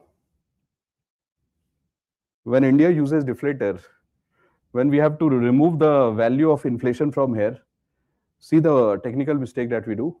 Sometimes we use both the price of 5 rupees, goods and service, and we remove it by saying we are removing 5 for goods, 5 for service. But sometimes we only remove 5 from here by saying that we will deflate it only by goods. That's incorrect. How can you deflate it by goods? Because this 100 is the price of both goods and services. And if you're trying to remove the extra price of both goods and services should be removed. So how can you only remove 5 rupees from here? And why are you leaving 5 rupees? So you mean to say that if you remove from here, this 100 is equal to 50 plus 50, 50 goods plus 50 service. This is service, this is goods. So what we are doing is this 50, we are making 45, and this 50, we are letting it like that. This is not good. This is incorrect, technically incorrect. So India uses wholesale price index to deflate our GDP. When we use wholesale price index to deflate our GDP, wholesale price index only contains price of goods. It does not include services. So if you only remove 5 rupees from here and you are not touching this 5, then you are getting a distorted answer. That's incorrect. So this is also flagged by IMF, that why are you not removing the inflated price of services? Why are you only removing the inflated price of goods? So did you understand the meaning of deflator? Deflator means check the last year's price, this year's price. If there has been no change in quality of the product, then you take last year's price and see how much is the extra price you are paying this year. That extra price you are paying this year is called the deflator, which should be removed. So from here, how much should be the value of deflator? 10. But how much does the government of India take? 5. That is not correct. We should not do that. So please write it. So what is the formula of deflator, bacho? I'm sure you must be knowing the formula. Deliberately, I'm using less formula. I'm using more logic so that it's easy for you to understand. So please write real GDP is equal to, where will you write this? In point number 3. In point number 3, page number 2. So please write real GDP is equal to nominal GDP by GDP deflator. And in our example, what did we take? We took nominal GDP to be 100, hai na? We took it to be 100. And ideally, what should be our deflator? Our deflator should have been 5 rupees for goods, 5 rupees for services. It should have been 10. But what does the government of India do? Government of India takes only 5 rupees for goods and leaves the services. Government says, no, only 5. That is not correct. So please write that when India uses, in the same point, after the formula, please write, when India uses WPI as deflator, when India uses WPI as deflator, the real picture of GDP is not reflected. is not reflected. Done. Now, there is a census delay. See, there was a census 2011. We were supposed to have a census 2021, but we know that there was no census. Why? Because of COVID. But here we have a question. Census could not happen because of COVID in 2021, but in 2022, India did conduct a census, which is called as Household Consumption Expenditure Survey. In 2022, we had that. It's a big consumption survey where government goes house to house and asks people question that what are you eating? Rice, wheat, cereal, fruits, vegetable, mutton, chicken, eggs, pulse. What are you eating? Government asks questions to people like that. So in 2022, we asked the question. In 2023, we asked the question. So we were doing all kind of surveys, but the census was not done.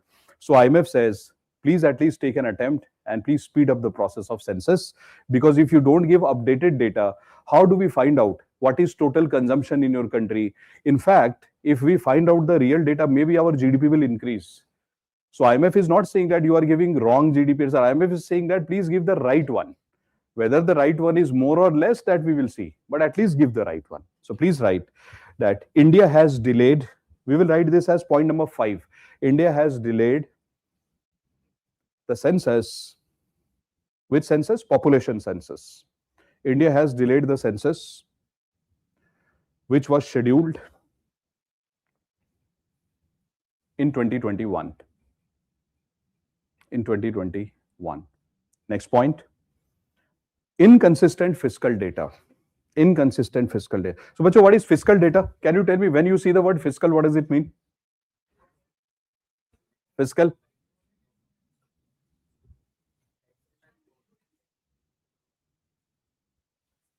Fiscal. Absolutely correct. So whenever you see the word fiscal, bacho, for example, here you can see we have written the word. Nahi hai, no fiscal. Okay. So if you write fiscal, sorry. It is there. Thank you. So here the word fiscal is there. So what is the meaning of the word fiscal? Whenever you talk about government revenue or expenditure. Thanks. This is called fiscal. So what do you include in government revenue and government expenditure? Revenue is tax revenue, non-tax revenue, as you guys were saying. So your answer was not wrong, actually. Your answer was right, but you were giving me the components and I was asking you the broader term. So from today onwards, whenever you see the word fiscal, what should you tell yourself? That fiscal would be concerned with the government revenue and government expenditure. And then when you go into details, you will see that revenue would mean tax revenue, non-tax revenue, and expenditure would mean revenue, expenditure, and capital expenditure. These are components. But broadly speaking, these two things together would be called as fiscal policy in a generic sense.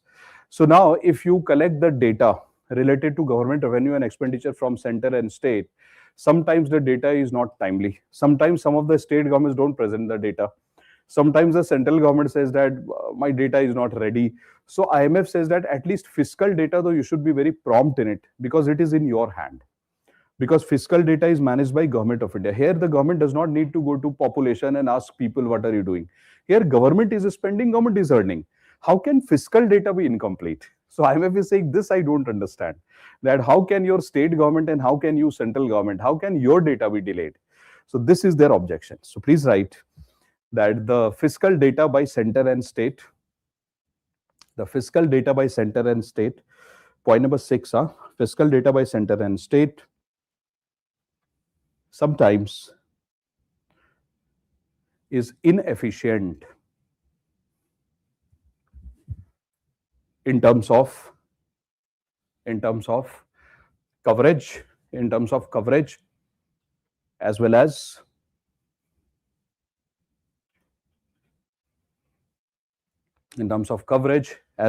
frequency. So government does not promptly report it. Sometimes they get delay. Sometimes one item is missed. So the IMF is saying it's not good. It should not happen. So that is the 6th point. Point number 7. But you read point number 7. What is the term? Term says high frequency indicators. So what are high frequency indicators? These are the indicators which should be collected at regular interval or delayed interval. Regular interval, because they are called high frequency. I'll give an example to you. As socho, think like this. So, for example, let's say you are a policymaker of India. You are a senior IAS officer. You do not want to wait for balance of payment figures. You do not want to wait for GDP, etc., because all these figures you will get in a quarterly manner. Every 3 months, government will release the GDP. Every 3 months, government releases balance of payment. You are saying, I don't want to wait for that. I want to get an idea. And by the way, there are some figures which the government of India releases at the end of the year, called as Annual Survey of Industries, ASI. So this data represents that what is the performance of manufacturing companies in India, public utilities, industry, etc., yearly basis. You don't want to wait for a year. Why? Because you are a senior IAS officer. You want to see how India is performing. You want to get an idea. Ab kya karoge? What will you do? There is one method to find that. I'll tell you. Either you wait for one whole year to go to factories and ask them, what are you doing? How much have you produced? Or you go to this factory on monthly basis and collect their electricity consumption data. Okay, that's nice, because that will give you an idea whether the factory is running the machine or not. And if you see that the electricity consumption is almost static, almost in a range, that means progress is not happening. And if you see that the electricity consumption has dropped, that also means that some panic situation is there, production is down. And immediately you should go to the factory and ask them, do a survey and ask them, hey, factories of India, what happened? What are you guys doing? But if you wait for 1 year, what will happen after that? In 1 year, the damage will already be done. Then you cannot improve. So, bacho, whenever you prepare for competitive exams like UPSC, when you study a chapter, in regular intervals, revise. Because when you revise, it will expose you to new realities and you will get to know whether you are able to understand the data, recall the data, apply the concepts. And if you don't revise, you will never get to know that whatever you studied on day one, let's say 6 months back, at that time you thought that you understood. But after 6 months, when you are applying that concept to answer a question, you are not able to do it. But how will you know that? Unless you revise and apply. Solving MCQs, revising your concepts is very crucial. It gives you an opportunity to find out your weaknesses so that you can do the course correction in a timely manner. Nahi to kya hoga? What will happen if you don't do this? It will take so much of time and UPSC will pass. Your exam will be gone by that time. We don't want these things. So what will we do to be a positive person in preparation? We will revise at regular intervals. We will test ourselves continuously. In every 15 days, 20 days, we'll test ourselves. That, okay, what is my performance? So in today's workshop, for example, you are going to learn so many concepts. So after almost 15 days, you should try to close your eyes and recall that, am I able to recall 70, 80% of things that I studied in that workshop? If yes, great. If not, open the pages, revise and move on. And this is how you should prepare. So what are high frequency indicators?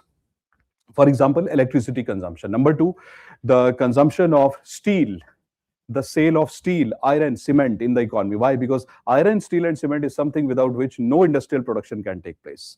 So if the sale of iron, steel, and cement is measured every month and you see that the sale is rising, you should be very happy. That means definitely industries will do well. Because who will use it? Either industry or infrastructure. And if either of them are using iron, steel, and cement, good for the economy. So that is why we should measure how much electricity is being consumed every month. Iron, steel, cement, electricity, these things are very important. Water supply for that matter. Water supply. Then, you know that India is a middle income economy. Because India is dominated by the middle class. And we also know that India cannot be compared with a very high income economy because we are still struggling on day-to-day basis for our survival. In such an economy, if government wants to know that how is the middle class of India doing, low income group and middle income group of India is doing, how will the government find that out? Government needs to check what is the sale of two-wheelers, which is bikes and scooters, and what is the sale of three-wheelers, because people use three-wheelers also for public transportation. So if you check the sale of two-wheeler and three-wheeler, it will give you an idea that are people spending? Is the production of two-wheeler and three-wheeler doing good? Why? Because that will give an idea that, okay, is the economic activity happening? Are people getting jobs? Are they spending money? Because when you get your first salary and you have just started your job, you will not buy a private jet. You will buy a bike, right? So government of India wants to know that are people able to buy bike? If not, then there is a problem. Because government says these are basic things today, we should be able to afford it. Aapko pehle pata hai, instead of bike, what was the government measuring earlier? Cycles. Now government of India is saying that now we have moved to bikes. One day we will move to something else also. It will happen. So government is saying that these are the high frequency indicators. ऐसे करके ना, there are almost like more than 20 indicators which the government of India uses very frequently to check what is the progress of the economy. It gives the health.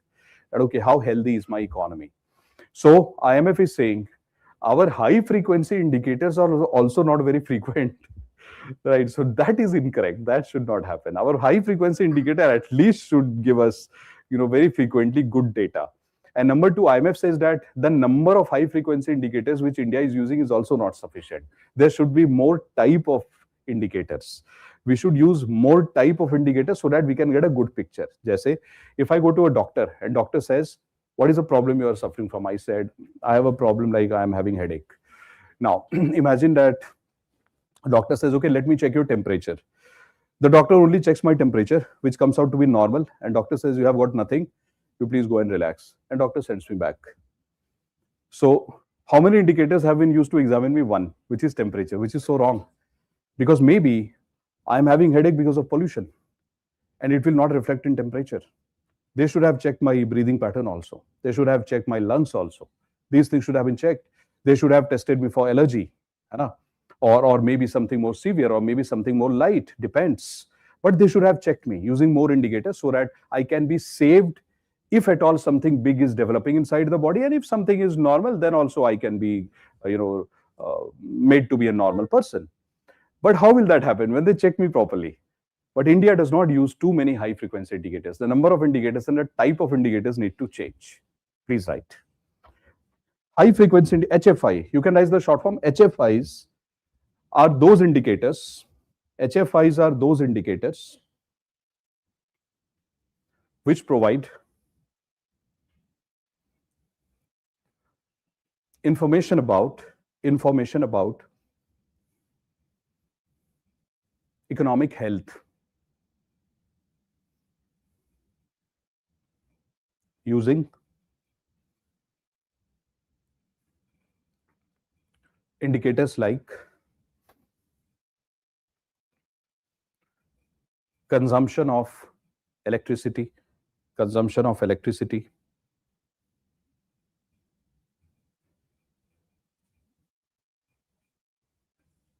iron, steel, cement,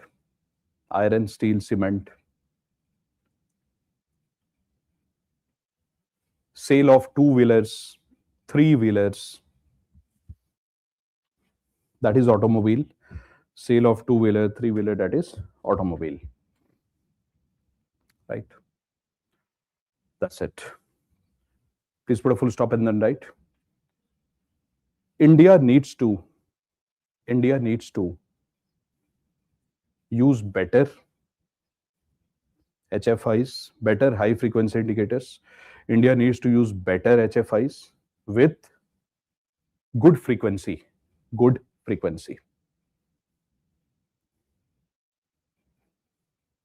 Right, bacho? So now you can check your page number 2. As I was telling you that you'll be very happy at the end of this page. Why? Because what have you done? You have prepared for your prelims also. If they ask you any question from here, you are ready for prelims. And if they ask you this in mains, you are ready for the mains also. So now you will never have a sense that, oh, I'm not preparing for mains. No, you are actually preparing for prelims and mains both, with more focus on prelims, of course, because these are all prelims type of points. Now, please come to the next page. Something which India is already doing, something good. So let's see what India is doing. See this, please. This will come in prelims. But this is very important. This might be asked in prelims. Very high chance of this being asked in prelims. Dekho kya likha hai. What is there? So it says reforms for data management, which India has taken. So what is the first one? It says the new GDP series in Feb 2026. Right. So what will happen in the month of February? Very emotional month. Economic survey and budget. Very nice. Good. Focus on UPSC. So in the month of February, we are going to have a new economic survey. We are going to have a new budget. And the government has said that they are going to change the base year of GDP to 2022-23. Ab bhi likh lo, you also write it, please. In your handout, you can see new GDP series in Feb 2026. What shall you write? You only write base year. BY means base year 2022-23. Just start. Because I told you, we are preparing for prelims. So we'll just write base year 2022-23 for GDP. Now, consumer price index. We know that our base year of CPI is also very old. We are using 2012, which is so old. So what are we doing? We are going to update it 2024. वो भी लिख लीजिए. Also, please write. Please write CPI 2024. What is this? HCES, Household Consumption Expenditure Survey. So what is Household Consumption Expenditure Survey? It is conducted by MOSPI, Ministry of Statistics and Program Implementation. And why is it conducted? To find out the consumption pattern of the society. What are we consuming? What are we buying? What is the new taste that has developed? So Government of India is saying that they are going to use the results of Household Consumption Expenditure Survey 23-24. This result Government of India is going to use so as to calculate a new consumer price index. So there will be recalculation of CPI basket, consumer price index. And that new calculation will be done based on Household Consumption Expenditure Survey 2023-24 because this is the latest one. So this one line we have to write. So please write a new CPI basket. A new CPI basket, consumer price index basket, would be calculated based on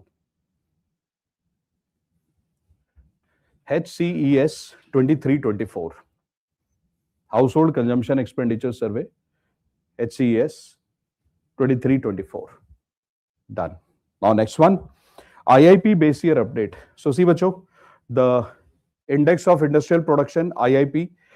So their base year is also being updated 2022-23. Write it please. 2022, just write this, base year 2022-23. This is just one word is fine for this. BOP reporting, balance of payment. How do we report balance of payment in India currently? Quarterly. So IMF has told India that don't do it quarterly, do it monthly. So that we should get monthly updates from you before it's too late.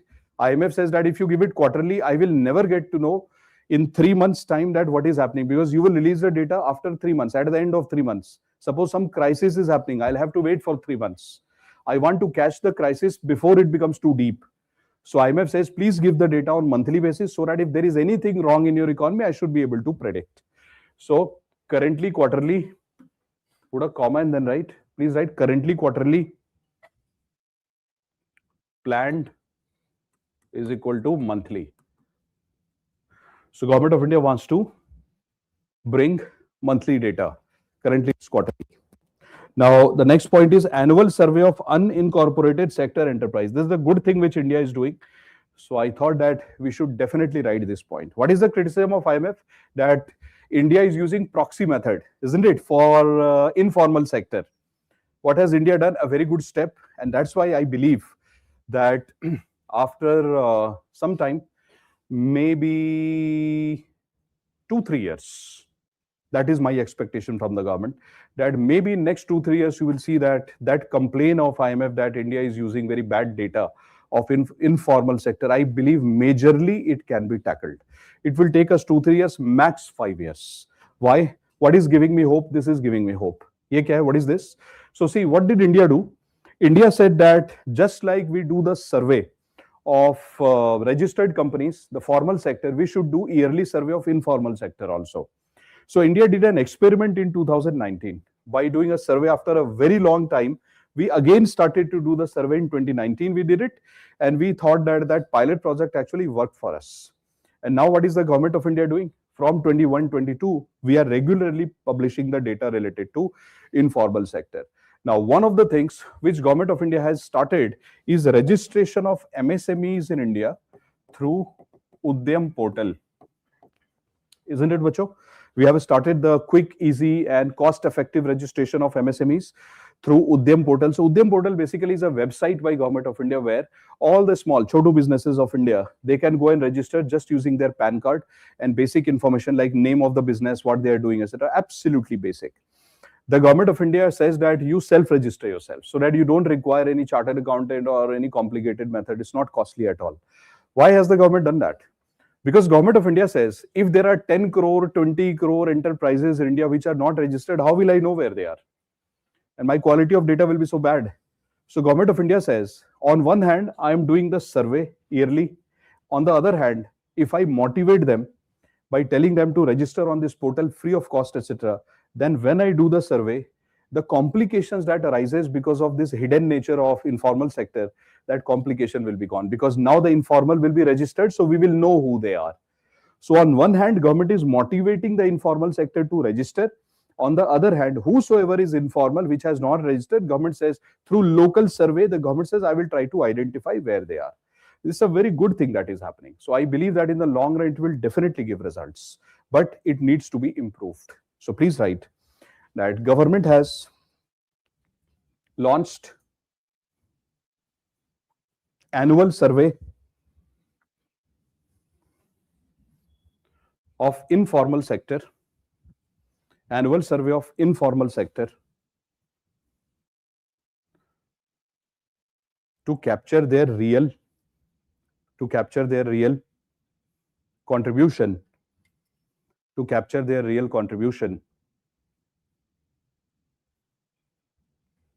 in the Indian economy.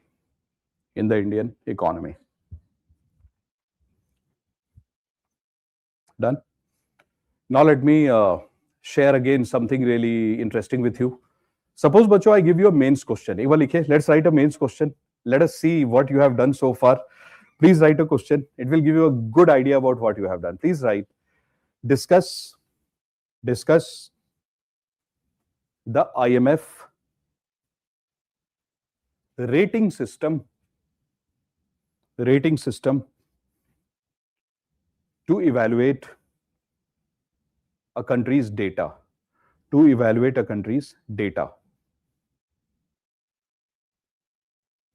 But in the same question, continue writing.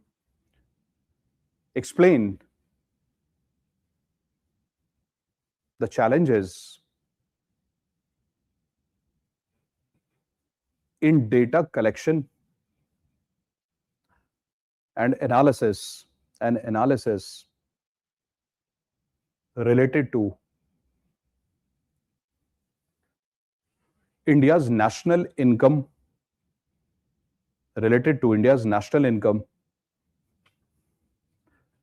aggregates. Same question, next part, same question. What steps has the government undertaken?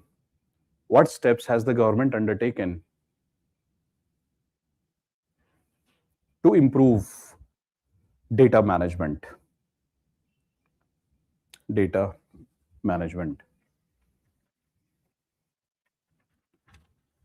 So, bachcho, what did I tell you to my online and offline kids, guys? What did we do? We were doing the preparation for prelims. We were doing very pointed preparation, data, fact, report, all these things. But now you read the question once, just read the question once, please, and see what we have done. Read the question, please. And please check your handout, page number 1, 2, and half of page number 3.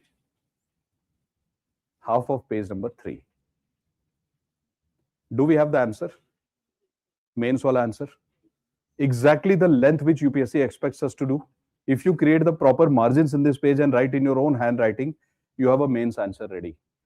This is how you prepare for UPSC. It is never a prelims preparation. It is never a mains preparation. It is preparation for UPSC. The only thing that changes is this notes will never change. This notes is gonna be there with you till you write your mains and appear in interview. During your prelims, you will focus on individual points. During your mains, you will focus on the consolidated points. So only that the way you look at things will change. Content will not change. This will give you a question in both prelims and mains. I can assure you that if a question is asked from this topic, it will come from these pages. Why? Because this is almost a 360-degree coverage. Essay you prepare current affairs. That is topic number 1. Now, let me show you what else IMF has done, which is a far more technical point, which was told to India that India is not doing that nicely. So please come to page number 3. Page number 3, you can see there is something called as exchange rate and BOP. So let me show you a picture. Exchange rate and BOP. See. So guys, these are the major exchange rate systems that you must have studied. So I'm going to throw some light on all these things, basic revision of some static areas. Then we'll quickly come to current and see that what is IMF trying to say. What is the first one? First one is called as fixed exchange rate system. What is a fixed exchange rate system? In a fixed exchange rate system, for example, let's say that Reserve Bank of India has decided that $1 will equal to 80 rupees. Suppose that RBI has decided that for India, if $1 is equal to 80 rupees, it is good for the Indian economy. That RBI has decided based on various parameters. Now, if Reserve Bank of India says that India is going to follow a fixed exchange rate system, come what may, whether domestically, whether in terms of foreign economy, etc., whatever happens in India or abroad, if this equation between rupee and dollar changes, RBI has to become very active and RBI has to defend it. I'll give an example to you. Suppose RBI says that $1 is equal to 80 rupees. Let's draw two circles, just to understand the things. So this is dollar and this is, let's say, rupee, these two circles. And RBI says, I'm going to maintain this. Now, what can happen? Now, imagine that from India, let's say that, a lot of foreigners are interested in India and they are coming to bring more dollars in India in the form of FDI, foreign direct investment, FPI, foreign portfolio investment. So a lot of dollar is coming to India. Let's say because they feel that India is a great country to do business, conditions are nice, so let's come to India. They have started to come to India. Now see what will happen. What did RBI do? RBI said that $1 will be equal to 80 rupees is ideally what RBI wants. But because more dollars is coming to India, what will happen to this circle? This will become big. Because more dollars have come. RBI did not bring the dollar. Foreigners are coming to India. What will RBI say? Don't come. No, we can't say that. So we are happy. We are happily accepting them. I tell them, please come. India is a great place. But then look at the equation now. RBI did not change rupee. So rupee is like this only, same size. Dollar has increased. But what did RBI tell everyone? That I'm going to maintain the balance between dollar and rupee, which means RBI has clearly stated that India is going to follow fixed exchange rate. So now what does RBI need to do? Now RBI will have to do either of these two things. So either RBI will have to print more rupee and make this equation balanced, so that again we will reach the point where $1 is equal to 80 rupees. Either you again make them balanced like this, or second option is, if RBI does not want to do it, then this will be rupee. Whatever dollar has come to India, RBI has to, this part, RBI has to absorb. RBI has to absorb it. And RBI will have to create a mechanism so that those people who brought dollars, they will give the dollar to RBI and say that, okay, you keep. Something has to be done like this, so that whatever promise RBI has made, RBI has told the whole world that I will maintain dollar and rupee as something circle like this. So if RBI says that they have made a promise to the world that we will keep the exchange rate stable, we will always keep $1 is equal to 80 rupees. If dollar increases, RBI will have to buy it, or RBI will have to release rupee, so that this balance is always created. You cannot create imbalance. It should never happen that dollar and rupee ka balance becomes distorted because you have made a promise that it is fixed exchange rate. This is called as fixed exchange rate. What is the meaning of market exchange rate system? The meaning of market exchange rate, which is this, or floating exchange rate, is suppose that $1 is equal to 80 rupees. And suppose that more dollar comes in India. Bahut sara, a lot of dollar comes to India, and this becomes $10. Now $10 becomes 80 rupees. Because rupee didn't change, but dollar came, this size. Matlab dollar circle became like this. Earlier it was like this, but now it is like this. What will RBI do? Nothing. RBI says, I'll not do anything. Why? Because this is market-based. In market-based, we don't interfere. So what is the difference between fixed exchange rate and market exchange rate? In a fixed exchange rate, RBI or central bank declares an exchange rate at $1 is equal to how much rupee. And if more money comes, like dollar comes or dollar goes, RBI has to intervene and create the balance. But in a market exchange rate, whatever happens in the economy, RBI or central bank will not intervene. They will say, it's fine. Because they themselves have declared that we will not intervene. So when you declare that I will never interfere, then you can't. What has India done? What is the exchange rate followed by India? The exchange rate which is followed by India is called managed or dirty float. What is the meaning of managed or dirty float? The meaning of managed and dirty float is in between these two. So what does India do? मैं कुछ लिखता हूँ. I'll show you something. So $1 is equal to 80 rupees, for example. And who created it? Demand and supply. So in the economy, if you go today, for example, if you have 80 rupees, you can give it and you can get $1. But now what happens is, suppose this is the circle, balanced circle, huh? Now what happens is, there is a lot of dollar which comes to India. Why? Because India looks like attractive destination for foreigners, so they bring a lot of dollars. So what will happen to this circle? You know it, right? So when more dollar comes from abroad, suppose, so what will happen? This circle will become bigger, this one. And how many dollars will be there? So many dollars. And what will happen to the circle of rupee? Why same rupee is same. RBI did not change it.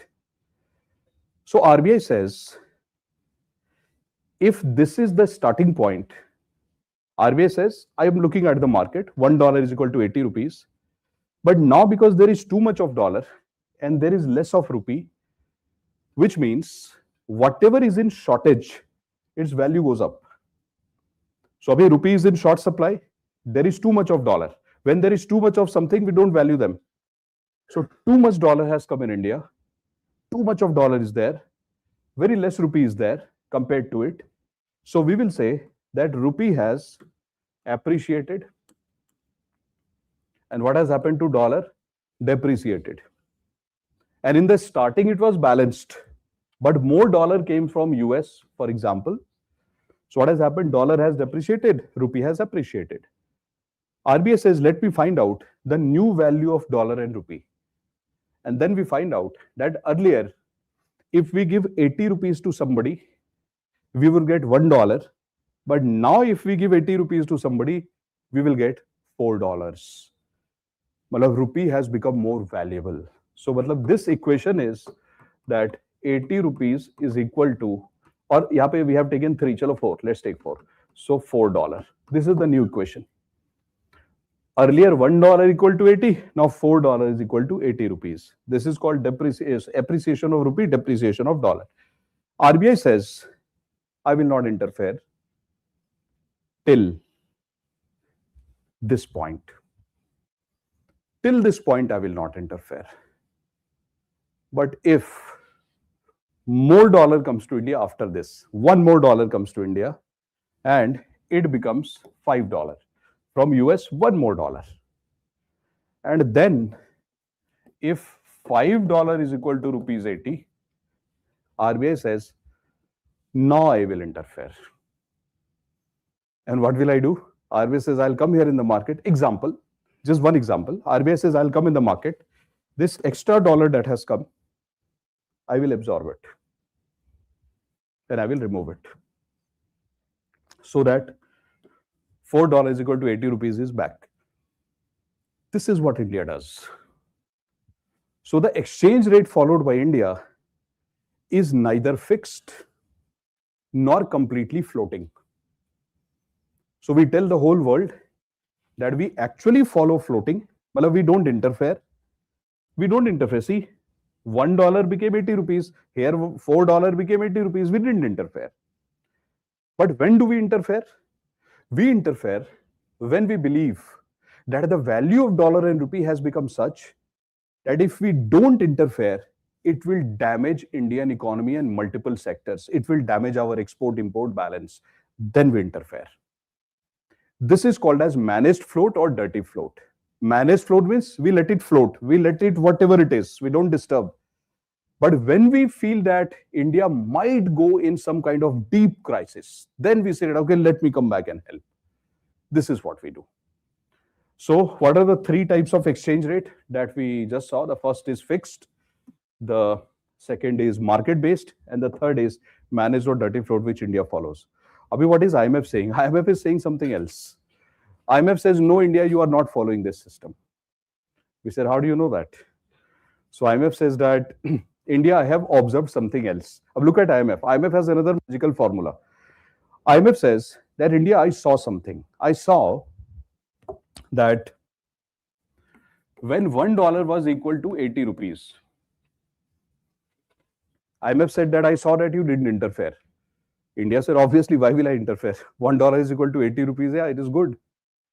IMF said that when $1 is equal to rupees 81.6. IMF said when $1 became 81.6 rupees. And when would $1 become 81.6 rupees? When suppose that initially $1 is equal to 80 rupees, but the banks of India started to give more loans, which means more rupee will be released in the economy. RBI has printed more currency, suppose. So when RBI will print more currency, now there won't be 80 rupees in India. There will be 81.6. RBI cannot print dollar. So whatever dollar is in India, it will remain. But suppose RBI has printed more currency or Indian banks have released more money in the economy. People have taken more loan. Consumers are taking more loan. Businesses are taking more loans. So it will be 81.6. So now IMF says that if $1 is equal to 80, and whenever $1 becomes 81.6, according to IMF says, I have seen India, that the moment it touches 81.6, then RBI, you come and you try to stop this equation here itself. Which means in future, I have always observed that after this point, you don't print currency. I have seen it. That I'll see that you print currency till here. But then I have observed after this, you stop printing currency, which means somehow you try to maintain this. If you would have printed more currency, it would have become $85.1. But I have seen that you don't let it happen. Your first interference which happens in the economy is right here. So why does it happen that you interfere? And then IMF says, I know when you interfere. RBI says, when do I interfere? So IMF says, whenever $1 is equal to 80 rupees, and suppose that $1 becomes 80.5 rupees, 80.6 rupees, 80.7, you don't. But the moment this value of rupee increases by 20%, by 2%. If it increases by 2%, so for example, let's say that 80 will become 80.5, 80.6, 80.1, 81. The moment it touches 2%, it goes to, let's say, 81.6 or something. The moment it reaches there, you interfere. And then you stop it. You stop printing currency. You don't create policies to change dollar. You let everything freeze as if you are scared, as if you don't want the rupee and dollar equation to change anything beyond $1 is equal to 81.6 rupee. Or $1 is equal to 81 point. This is the maximum that you go. Why? So RBI said, I don't do it. We follow dirty float, which means that RBI is saying that we don't do this. What does India do? In fact, if India were doing it, how is it possible that $1 can become 90 rupees? How is it possible? So RBI says we don't do it. But then IMF says, you do it frequently. It's not that you do it deliberately, but we have seen that you have a tendency that whenever 80 becomes 81.6, your interference starts at that time. Ideally, your interference should happen when $1 should become rupees 88 or 90, which you say that I will interfere only when things become out of control. This is out of control. You should interfere here. Then why do you interfere? For the first time, when 80 becomes 81.6. This is what they say. IMF is saying, I have always seen you interfering. Uske baad you become quiet, but you do interfere. And then IMF says, I have noticed one more thing. When this is the starting point, and if $1 becomes rupees 79, rupees 78, you never interfere. But we have always seen that when depreciation starts to happen, then we see that you start to interfere. And then you start to control it. You have a behavior which shows that somewhere you let little depreciation happen and then control. Then we asked IMF, why do you feel so? So IMF says, we know it. Why do you do that? Because whenever a currency depreciates, two things will happen. Exports will rise, imports will fall. Why? Import will become costly. So, Bacho, imagine in a country like India, when depreciation of rupee will happen, ideally what should happen? India's export should rise. But India's export does not rise because we have nothing much to export. Beyond the point, we don't have much. But India is an importing country. We import a lot of things. We import oil, we import metal, we import gold. These are the things we import. Food also we import. So government of India has been told by IMF that we have always observed India that whenever depreciation happens, you don't let the depreciation go too much. You always start to interfere because you are scared that if too much depreciation will happen, then your import bill will rise. Your import will become very costly. That is why you have this habit. This type of interference by RBI, whenever rupee changes from 80 to 81.6, etc., whenever this type of interference is done by RBI, it is called crawl-like arrangement. Crawl means when rupee starts from $1 is equal to 80 and rupee starts to crawl, 80 becomes 80.5, 80.6, 80.7. The moment it crawls and becomes 81.6, immediately we see that RBI starts to interfere. This is called crawl-like. This is the definition which IMF has given for India. And what is India's response? India says, IMF, you are too complicated. We don't understand what you are saying. We don't follow it. So India has outrightly rejected. India says, we don't follow what you are saying. There is no logic to what you are saying because we don't interfere. We interfere only when $1 becomes 89 or 90 rupees or 95 rupees. Then we interfere. In 81.6, if we interfere, rupee would never become $1 is equal to 90 rupees. This is not true according to India. India has outrightly rejected. But IMF has maintained that no, your first interference comes around 81.6. And they have backed it with data. So, is IMF right? Yeah, IMF is right. Is RBI right? RBI is also right. Because IMF says that your first interference comes around that. You have a tendency, which is right. But aggressive tendency is not there. Aggressive tendency by RBI happens only when $1 becomes something around 88, 89 or 90 rupees. When there is too much fall in rupee, फिर RBI interferes. But for the first time, yes, according to IMF data, they have always observed that India definitely interferes whenever $1 is equal to 80 becomes $1 is equal to 81.6. IMF says, I have seen you interfering, which might be correct as per IMF. So this type of exchange rate, which IMF has suggested for India, can be asked in UPSC. I want you to read two questions right now itself.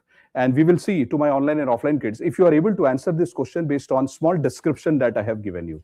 Because these are static areas. So let us see if you can apply the static and current together. Please come to question number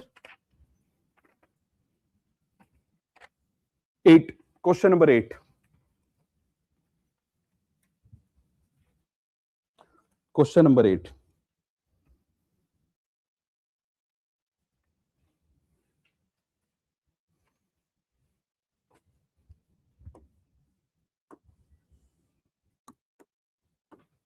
So for the online students, guys, you can see this question. So, bacho, read the question. Question number 8 and 9. Two questions are there for you. 8 and 9. Please try to answer the question. See.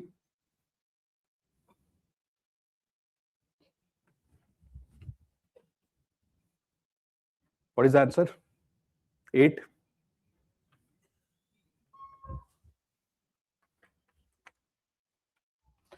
It says under this exchange rate, the question number 8, under this exchange rate, the central bank has to defend the value of its currency. When does the central bank defend? Fixed or floating? Fixed. Name is fixed. So whenever something is fixed, you will defend. So we will read the whole question. It makes the currency stable, but the central bank also loses monetary policy autonomy, forcing interest rate hikes to defend the value of currency. Which means whenever $1 is equal to 80 rupees is declared by RBI. See what RBI does. $1 is equal to 80 rupees. $1 is equal to 80 rupees. This is the size. Now suppose more dollars come into India, right? So suppose the size of the dollar becomes double. But what is RBI's promise? That I will always maintain 1:80. But now it has become 2 because from a foreign country, dollar has come, which means this also has to double.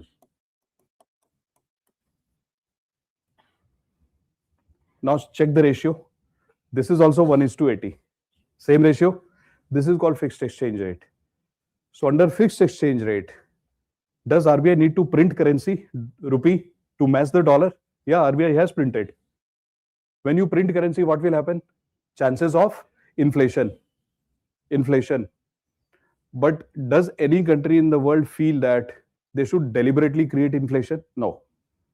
Nobody wants to deliberately create inflation. And you understand, when there will be too much of rupee in the economy, what will happen to rate of interest? Low. Too much rupee means low rate of interest. Because when there is too much rupee, the banking system and the RBI would love to give this rupee to people. But how will you give this rupee to people? By putting the rate of interest down. If you keep high rate of interest, people will not take currency. Now RBI has already printed rupee to match this, which means what will happen? Two things will happen. Now there are chances of inflation and now rate of interest will be low. But we never wanted that.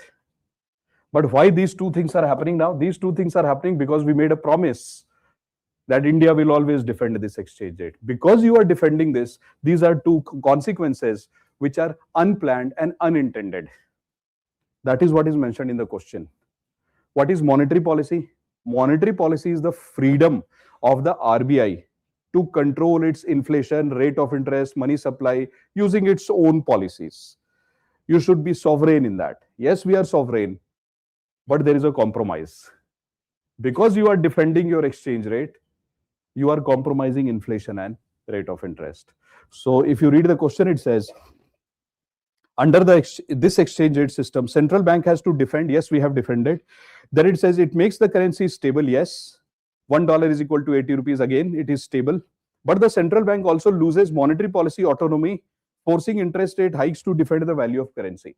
So now what happens? So I gave you one example where interest rate is low. I can give you now what will happen is, because there is too much of rupee and rate of interest comes down because there is too much of rupee. Now, what will RBI need to do to maintain it? Because there is fear of inflation. So, what will RBI have to do? RBI will have to increase the interest rate. Because when you print currency, extra currency to maintain the exchange rate, fear of inflation and rate of interest will be down because banks will have too much money and they would not hold money. They would like to give money. So, rate of interest will come down. RBI sees, oh my God, what has happened? Rate of interest is down. There is too much of rupee. RBI says, oh, let me increase the interest rate. Now interest rate increased. So first you decrease the interest rate, then you increase the interest rate. So in the question, that increase the interest rate wala part is given. That now RBI will have to ultimately increase the interest rate to control inflation. This is a very confusing thing which RBI will have to do. RBI does not want to do all these things. But if you say to everyone that I am going to maintain this balance, then you will have to do these confusing things. First, you will print currency, danger of inflation, rate of interest will be low. Now, to control it, you will increase the rate of interest. So, you are doing very confusing things now, just because you made a promise that I will maintain. So, under which system do you do it? Fixed exchange rate. This is the question which has been asked. So, what do you feel? This type of question is special. It is very special. Why? Because this question integrates balance of payment, inflation, and currency management. These three concepts are integrated in one question. This is how current affairs sometimes is asked in your form of MCQ. Why? Because suppose that IMF has made a complaint to India that your exchange rate system is weird. Now, what will UPSC do? UPSC will not ask you crawling like or crawl like. UPSC will create a question which is some exchange rate system. Why? Because exchange rate was in the news. Now they will ask some exchange rate. We will feel that static has been asked randomly. No, it's not random. It has been asked because in the newspaper exchange rate came. This is how questions have to be prepared. Now read the next one, question number 9. Chalo karte hai, let's do it. It says, under this exchange rate system, currency like rupee is neither fixed nor fully free. Which means that which exchange rate system is out from this list? Fixed is out. So, let us see which is out now from our list. This is gone. And now the question is saying that it is neither fixed nor fully free. So fully free is also gone. Two are gone. Now the answer is either of these two. Now let us read. It says, Currency can get weaker or stronger. Okay, which means rupee and dollar equation can $1 is equal to 80 rupees can become $1 is equal to 82 rupees, or it can become $1 is equal to 75 rupees. Both can happen. Then it is saying that weaker slowly in a 2% range of the recent trend, like 6 months, which means whatever has happened in last 6 months between rupee and dollar. So suppose rupee and dollar in last 6 months have been $1 is equal to 80 rupees. In last 6 months, this is the average. So now we are saying that under the question, $1 and 80 rupees can change only to the extent of 2%, which means 80 will not become 85. 80 can become 80.1, 80.4, something very minor. So we are saying that currency can get weaker or stronger by 2%. The currency does not take a jump. Matlab 80 does not become 90. 80 becomes 80.4, something like this, in a small range. And what is the range? 2%. Then it says, the central bank lets the currency move gently with a depreciation bias. So if $1 is 80 rupees, central bank says, let it become 80.4, 80.5. That's it. Then it says, and then the central bank interferes so as to control it there. It tries to interfere in a mild manner. It says, let me try. Not aggressively, but mild manner. Which exchange rate are we talking about? Crawl-like. Crawl-like. So in a crawl-like, 100% there is interference by central bank, but the interference is very mild. They just try to control it little bit, not very aggressive. This is what IMF is saying, that India, you are doing this. So the answer of this question is crawl-like exchange rate. I think we should write it. Isko likh lena chahiye. We should write it in our notebook so that we should keep it in mind for prelims. So please write crawl-like. So bacho, in your notebook, please write exchange rate, and either handout or notebook, wherever you want to write, please write crawl-like. Likhe, please write. Under this exchange rate system, under this exchange rate system,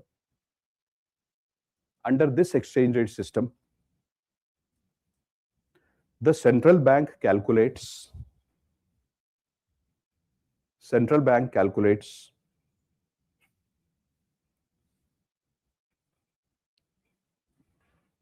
the exchange rate trend,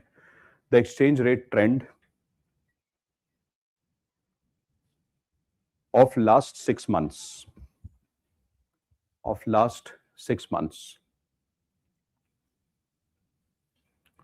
Full stop, and then write, if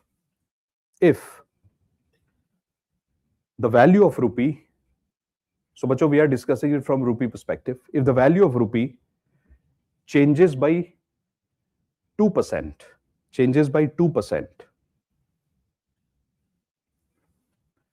the central bank has a tendency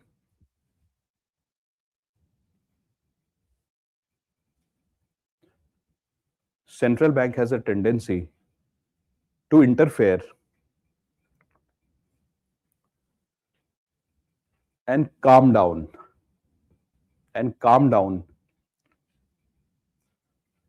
the movement of rupee. Calm down the movement of rupee. Example. But you write like this. Example. Let's say $1 is equal to rupees 80. Let's say $1 is equal to rupees 80. Now, $1 is equal to rupee 81.6. As an example, random example. So what has happened? Yesterday rupee was $1 is equal to 80. Today it became 81.6. RBI says, oh, it has become 81.6. Now I need to calm it down. So what will happen after that? So please put an arrow and write RBI interferes or intervenes. Please write. Don't write interfere.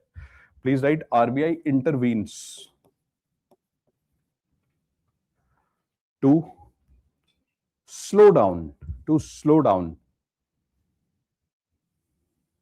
the change in value of rupee compared to dollar. So, bacho, notice something, please. Earlier, $1 80 rupees, now $1 81.6. Now RBI interferes, and now what will happen is $1 will become rupees 81.7. So, see the jump. When RBI did not interfere, jump was 80 to 81.6. So, 1.6 was the increase. Now, what is the increase? 0.1.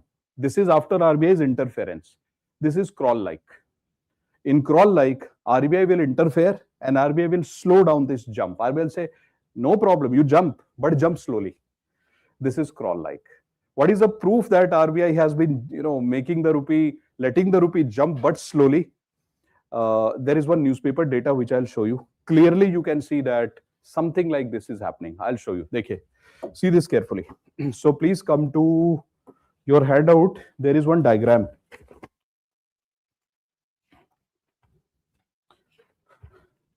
Page number 6.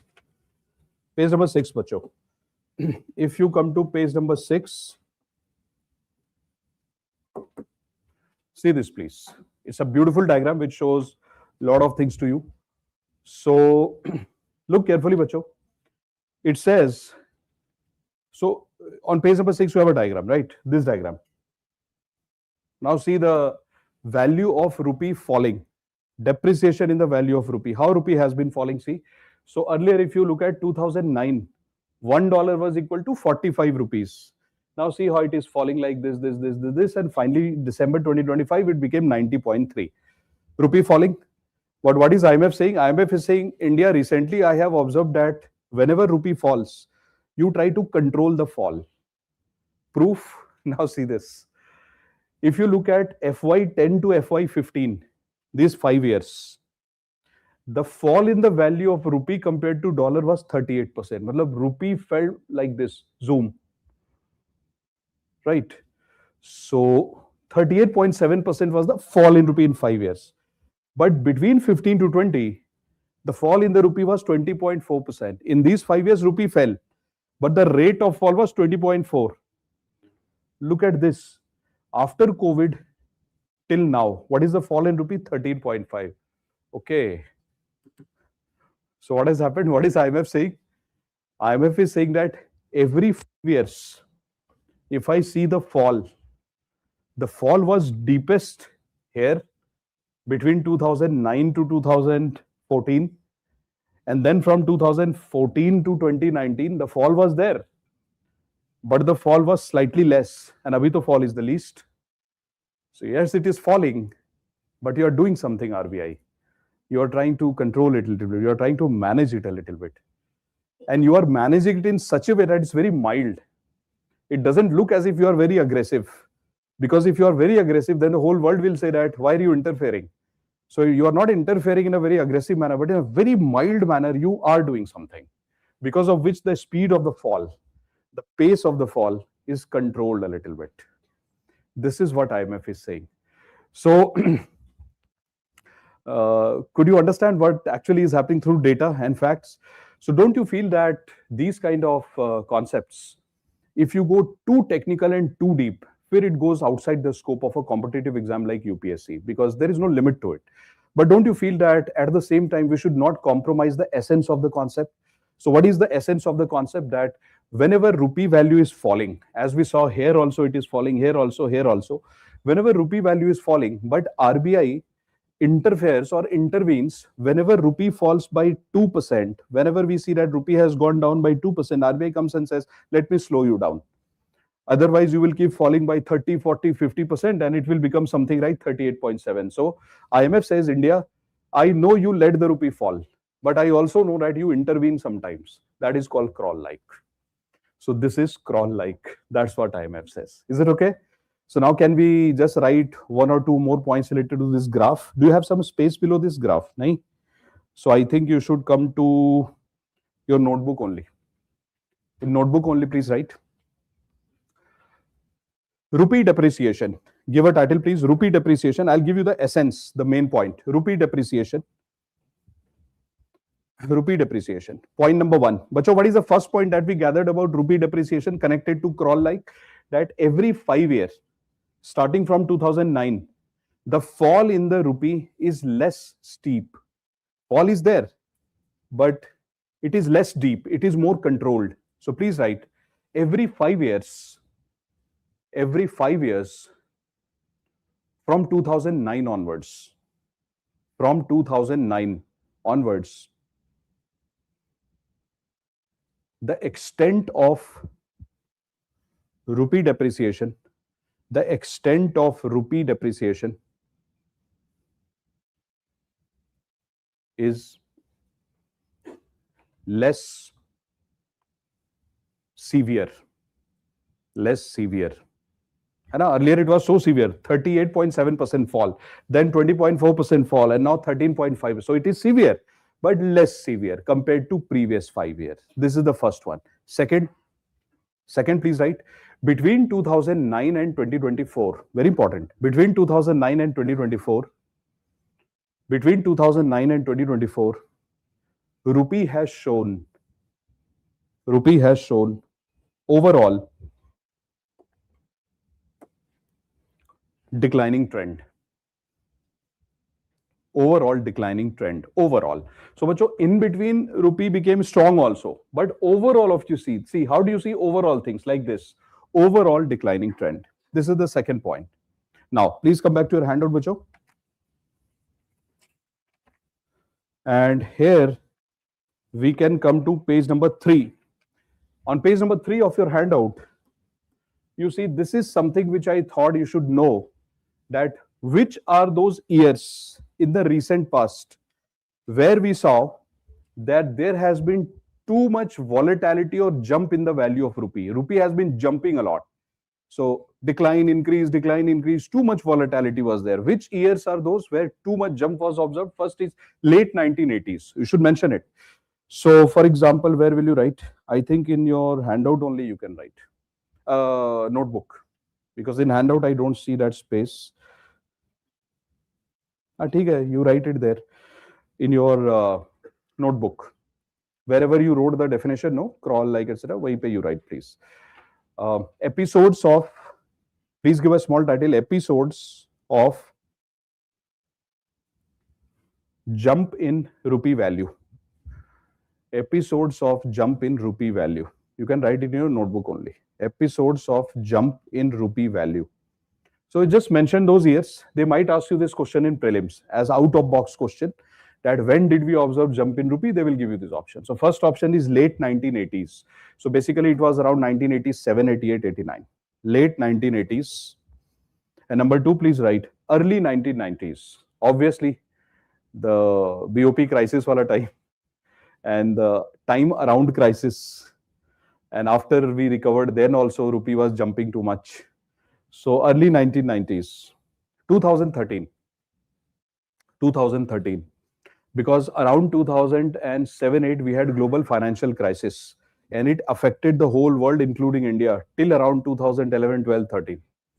So the world was undergoing a very difficult phase around 2011, 12, 13 and India's name was put in the list of countries called Fragile 5. They say that India, your condition is not very good because you got very impacted with this global financial crisis. So I'll tell you in one line what happened. When global financial crisis happened in US and Europe, the dollar which was coming to India, because crisis did not come to India, crisis happened in US and Europe. Because US and Europe had crisis, so dollar stopped coming to India. And whosoever was there in India, the foreigners, they started to pack their bags. And they said, our country is in trouble. We don't know what will happen, so we can't stay in India. They left. And when they started to leave, imagine all of a sudden what happens is, see this, bacho, you will understand. Suppose this is dollar and this is rupee. All of a sudden, the world suffers from crisis. Which world? From those countries where the dollar comes, those countries suffer from crisis like US, UK, Europe, etc. Now what will happen? Whatever dollar is there in India, its size will become small and rupee will look very big. See, this happened in India. And the moment this happened, don't you feel that there will be too much change in the value of rupee to dollar? That is what happened here. So this is the point. Next point is post 2020. This happened after COVID. Post 2020, we saw that there has been a jump. And recently, you can add one more point. 2025 trade war. trade war. 2025 trade war.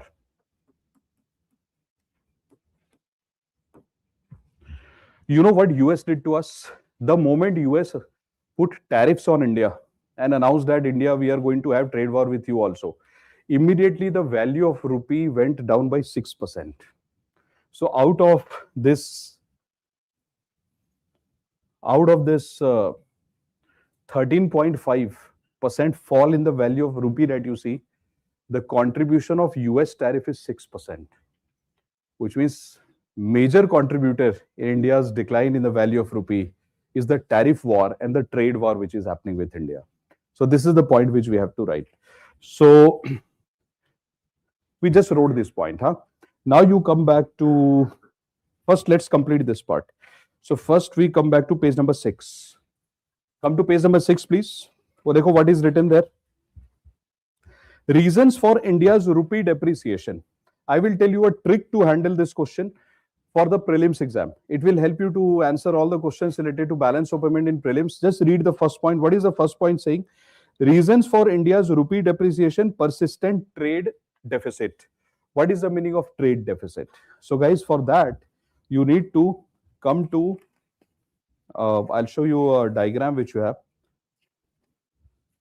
Come to page number 4. Come to page number 4, please.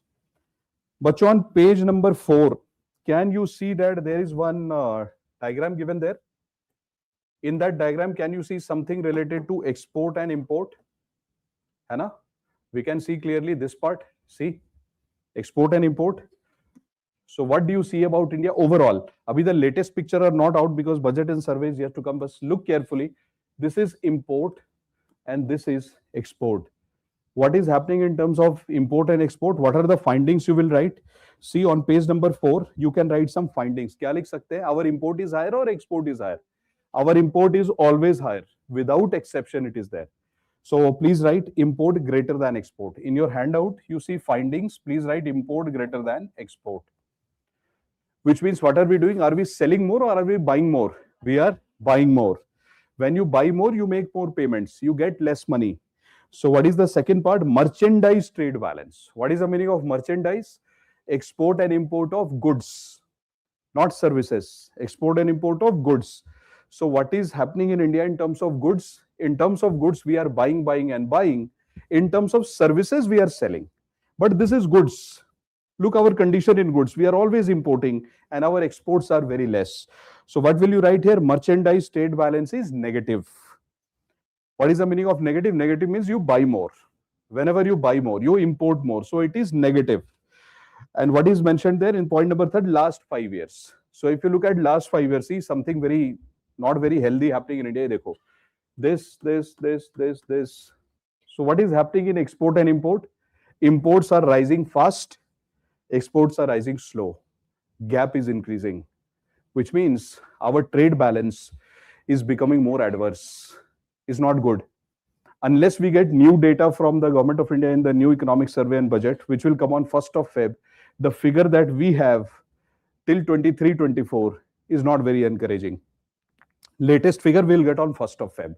But whatever data is there with us so far, we will manage with that. So what are we going to write there? Last 5 years, please write. Import increased faster. Import increased faster compared to export. Compared to export. So, bacho, I'm going to draw one circle. You guys tell me what will be the answer of the question which I'll ask. This is dollar. This is rupee. This is the normal situation in India. Now, I have a question for all of you online and offline. Please tell me. Suppose India is buying a lot. India is importing a lot. And India is not exporting too much. When you import a lot, will the dollar circle in India become bigger or smaller? Very nice. So our dollar circle will become smaller, which means that dollar circle will become like this and rupee circle will be almost like this. This is the situation. So you see, the question is, if there is too much rupee and less of dollar, so what will happen to the value of rupee? Appreciate or depreciate? Depreciate. Whenever there is too much of something, its value goes down. So one of the reasons that India is showing depreciation of rupee is because we constantly have trade deficit. This is the point which we have written. So see the connection. So last 5 years, what did you write? Import grew faster, right? Now you come to page number 6 and see the first point. What is the first point? Persistent trade deficit. So did we see through data that because of continuous trade deficit, our rupee has depreciated? So please write it there, that persistent trade deficit led to more outflow of dollar,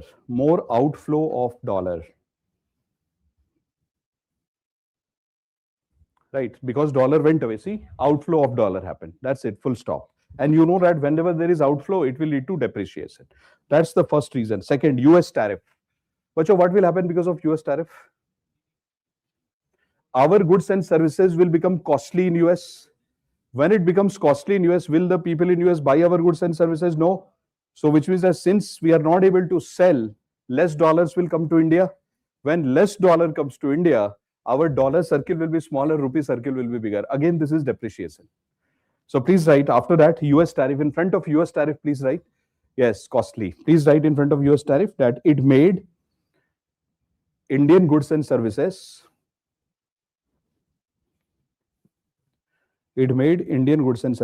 costly. Hence, less revenue was generated.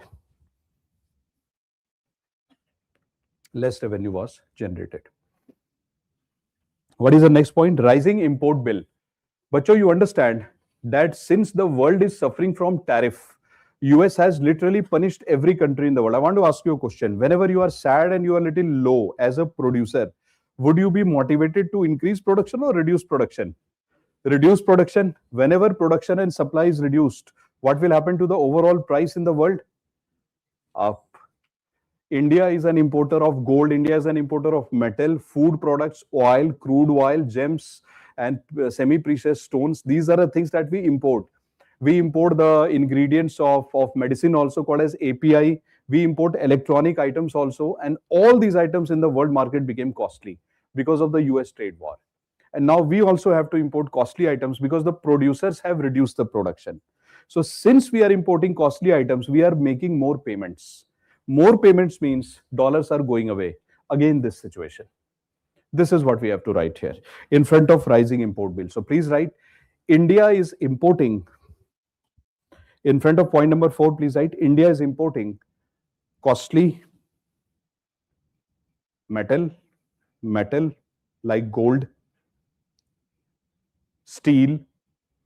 India is importing costly metal like gold, steel,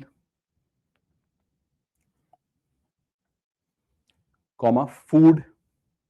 But you understand, no, that India imports a lot of pulses. We import palm oil. Yeah, we import a lot. So, food. Then put a comma and then write raw materials like electronics.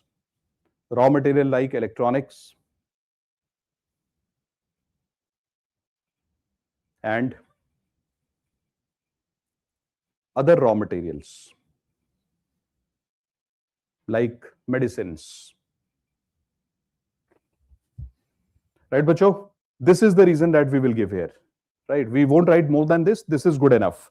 What is the next point? Stock exchange volatility. Aapko pata hai what has happened since yesterday? Something bizarre has happened. What has US said?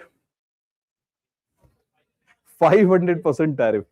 The moment US said 500% tariff, there are investors in India from US, Europe, etc. They took their money, packed their bag and left.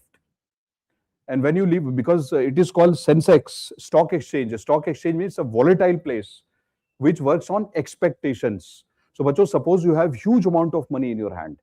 Now, somebody is telling, a big country in the world like US is telling, I will punish India.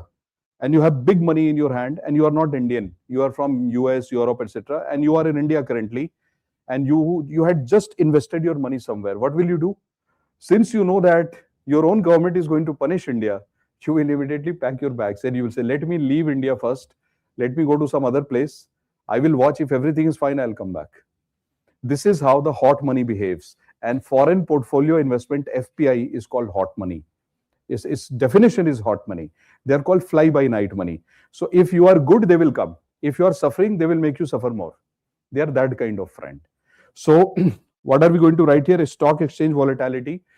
In front of that, we have written outflow of dollars. Put a hyphen and please write trade war, then comma, put a comma and pre-write geopolitical developments like Russia, Ukraine,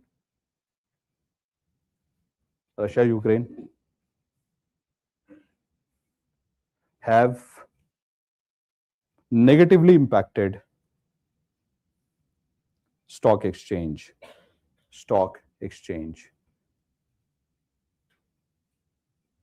Right? So this is the point. Next point, uncertain US-India trade deal. What has US said? US has blamed India by saying, because of you, trade deal is not happening. What is the message which goes across the world? That India does not want trade deal. So those people who were thinking of putting money in India, investing money in India, now they are saying, India does not want trade deal. So let's go. Let's not come to India. Let's wait till India becomes ready for the trade deal. What will happen because of trade deal, Bacho? Because of trade deal, what will happen is that India will be able to, this is the expectation, that India will be able to sell more goods and services to US. US will also be able to sell more goods and services to us. And whenever there is a trade deal, the investors between two countries also get an opportunity to invest more money smoothly.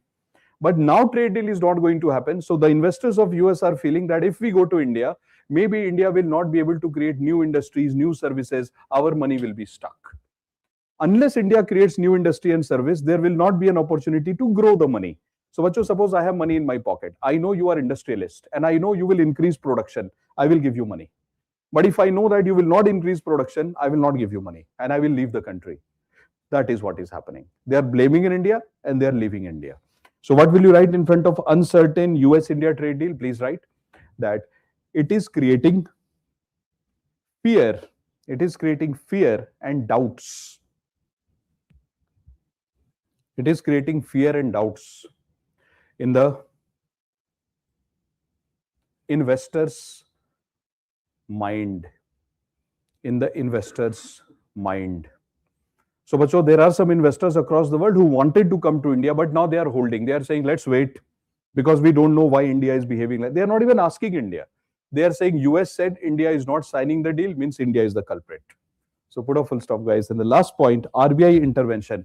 I'm sure you must have studied capital market by now. Padha hoga aapne. This last point is related to capital market, and last part is also related to exchange rate. Two markets it is related. This is a very interesting point, RBI intervention. I'm going to tell you one example. You tell me what you get out of it. I'm going to write something.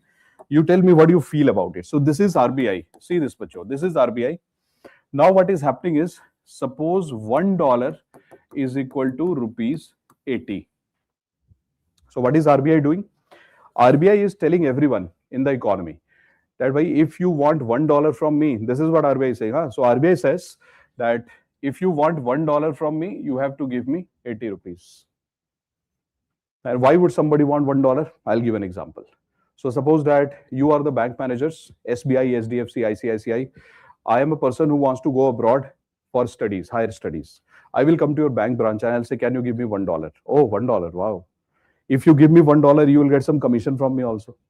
So you are a bank, your job is to help me. So I'm asking for $1, but you don't have $1 at that time. What will you do? You will call RBI. And you will say, RBI, I'm your bank only. So I'm ready to give you money. Please give me $1. So what will RBI tell you? RBI will tell you, theek hai, I'm giving you $1, you give me 80 rupees today. Right, fine. Then RBI sees that there is a lot of demand of dollars.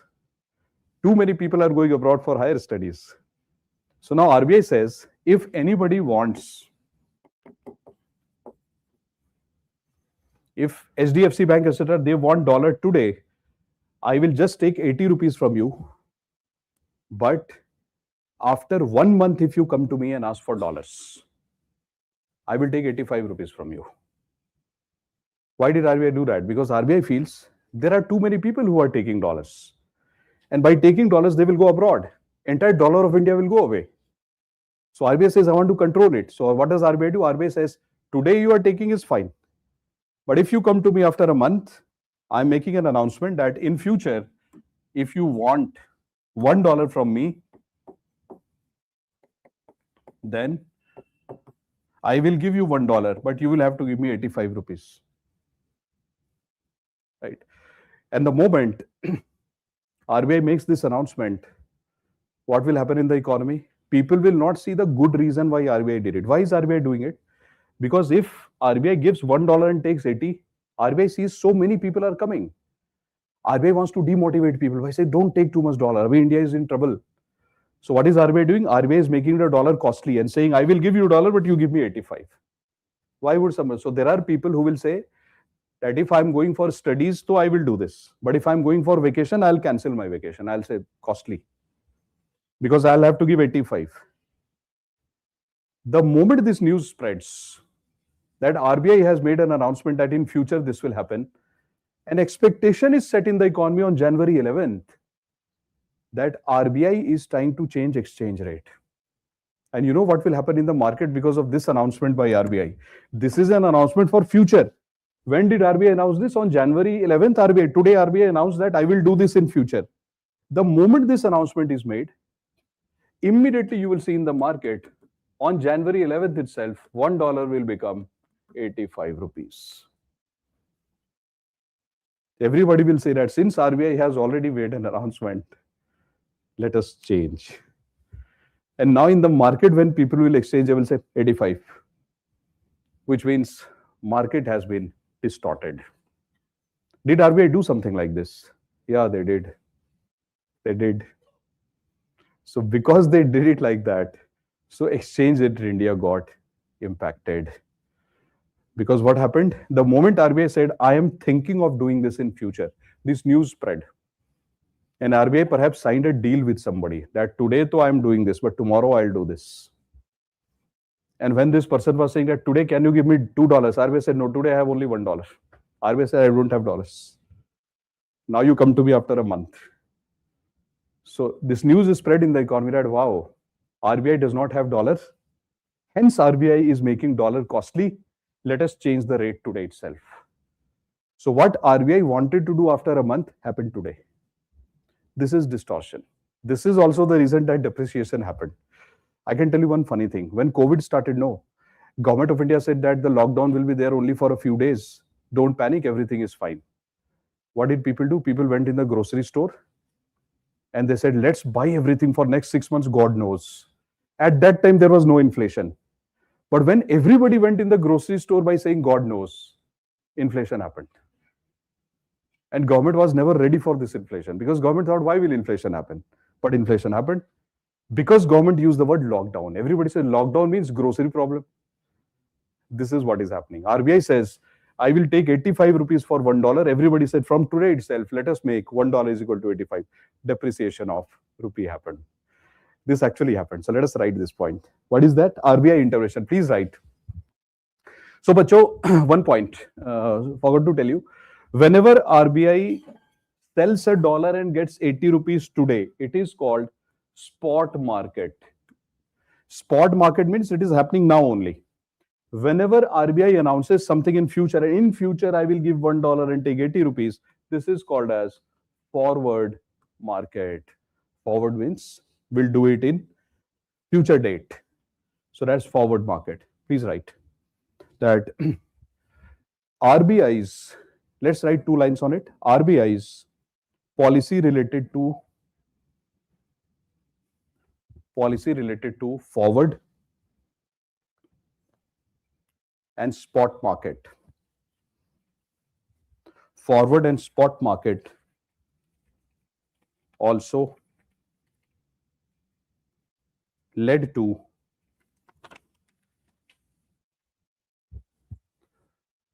depreciation of rupee. Depreciation of rupee. Full stop. Now there are 2-3 easy things. Page number 4, please come. So, bacho, before we come here, please notice something. Kuch dekhiye aap, something interesting. Page number 6 of your handout, which you have just done. What did you do? Did you prepare for prelims or mains? Both. For prelims, because we did the prelims wala point. Same question is asked in mains that discuss the reasons for depreciation of rupee in 2025-26. That's your ready-made answer with data, fact, diagram, explanation. This is how you will have to write your answer. So literally, that is what I was telling you. I was telling you all these things since the beginning of the session today because I wanted to give you that confidence that if you prepare well, no, with a little bit of strategy, even if you're preparing for prelims, simultaneously your preparation for mains is also happening, just that you don't know about it. In mains, you just have to collect all the points and prepare. Hum kya karte hain when we study? When we study at home for prelims, we will study in fragmented manner. Two policies we will study today. About RBI spot market, we will never have an idea. And UPSC will ask this question in the prelims, and in mains, they will expect that you should write it. So if you prepare in a consolidated manner like this, that achha, these are the points which made this rupee depreciation happen in India, then you can actually prepare for both prelims and mains together. Okay, let's complete this part. Come to page number 4. It's very simple. Point number 3 is left. Rising rate abroad. Let us also write that. So, you know what Brazil did in the process? Brazil and Africa, very clever countries. Brazil and Africa saw that India is suffering. And Brazil and Africa saw that US is punishing everyone in the world. So there are many countries in the world. For example, even Europe did that. Europe, Brazil, Africa, what they did is they increased their interest rate a little bit. Whenever you increase your interest rate, what happens is people who want to invest money, they will come to you. Why? Because if I give $100 to an Indian, and in India the rate of interest is 5%, my $100 will become 105. But if I go to Brazil, the rate of interest is 7%. So if I give my $100 to a Brazilian guy, my dollars will become 107. So what happened across the world? When the world was undergoing this turbulent phase, like trade war, etc., some countries in the world acted very cleverly. They increased their interest rate a little bit, and all the dollar from India moved to those countries. Because I told you, the investors are nobody's friend. Investors are friend of only those countries who can multiply their money. So you should write that point also, rising. Thank you so much for reminding that point. Point number 3, no, rising rate approach. So please write, some countries like Brazil increased their rates to attract dollars. Their rate to attract dollars. Right? So what happened? From India, the dollars went. That led to depreciation. And how will you know that depreciation has happened? Whenever depreciation will happen, bacho, you will see this kind of diagram for India. You will see dollar circle will be chotu, small circle, rupee circle will be big. This is classic case of depreciation. Now let us come to page number 4. Very simple. We just have to write 1122 line. It will be done. What is the diagram there? India's net service receipts. Look at it carefully, please. All of you online and offline. And please give me an answer. What do you see in that diagram?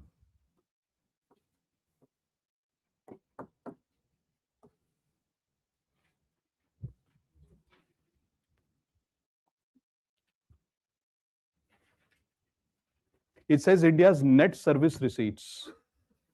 Net service receipt means what are we selling and what are we buying? Are we selling more? Are we buying more? So look at the line. This line says Q1 2024 39.7. It is positive, which means India is a net seller of services. India sells more service. So what diagram will you draw for India's service? Please draw a diagram in your either handout or in your notebook. ऐसे कर लीजिए. Draw this diagram and please write export, and here please write import, and here please write services, and here year. This is the diagram for India. This is the diagram. So in India, we have done really well in terms of services because our exports are rising, and our imports, we also import some services like financial services, but our import of services is less. We export more. We are net exporter of services. See, this is true for India. So if you see that diagram which is there in your handout, see this diagram. So what is happening? Net, we are exporting more. Our export is always greater than import. Our export is greater than import. See, here also export is greater than import. Export is greater than import. So what will you write here? in your conclusion, in your findings. Point number 1, please write for services. On page number 4 of your handout, you should write for services, export is greater than import. Export is greater than import. Point number 2, just tell me one thing, guys. There is a reason I got this diagram for you. Can you see at the diagram carefully and tell me that this year, QI 26, so Q1 FY 26, what is the meaning of 26? We are talking about 25, 26. Current year. Well, last year we are talking about. This is last year, 25, 26. This year, what was the performance of services in quarter 1? Quarter 1 means April, May, June. April, May, June 2025. What was the performance of services? Good performance, bad performance? Who is saying good performance? Is positive. Positive.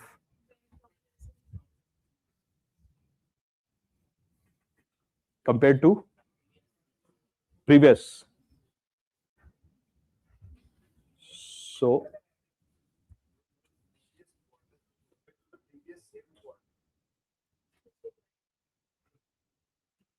I'm getting 2 answers.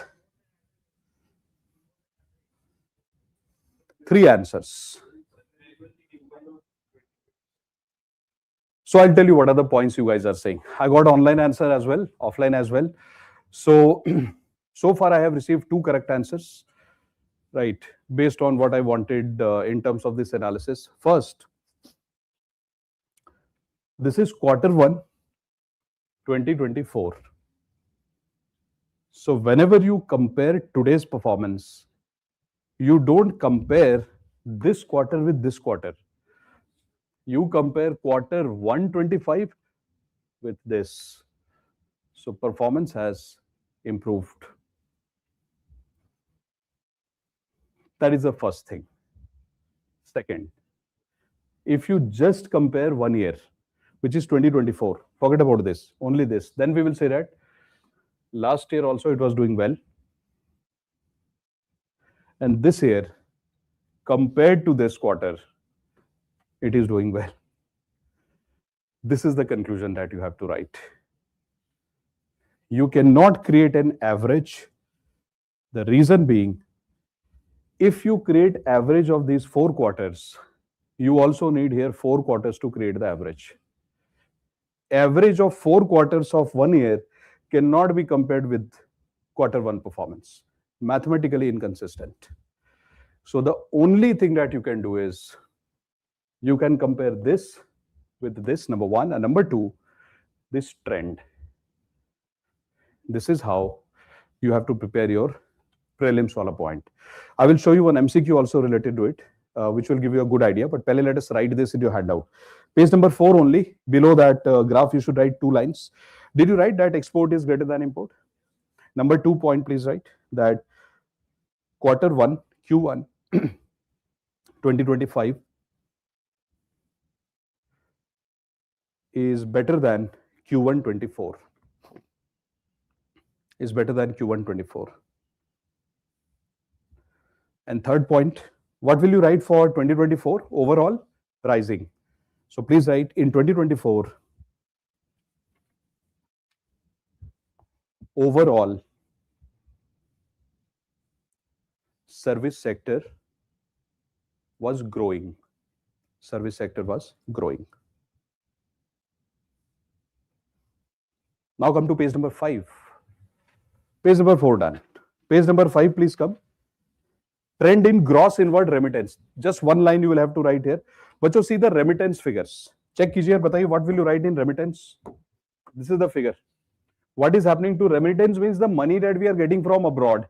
The Indians who are working abroad, they are sending money to us. So what is happening to the remittance? It is rising. So please write overall, just 1 line. Overall, the remittance is showing increasing trend.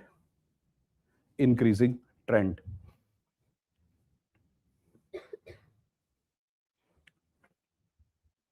At this diagram, please see.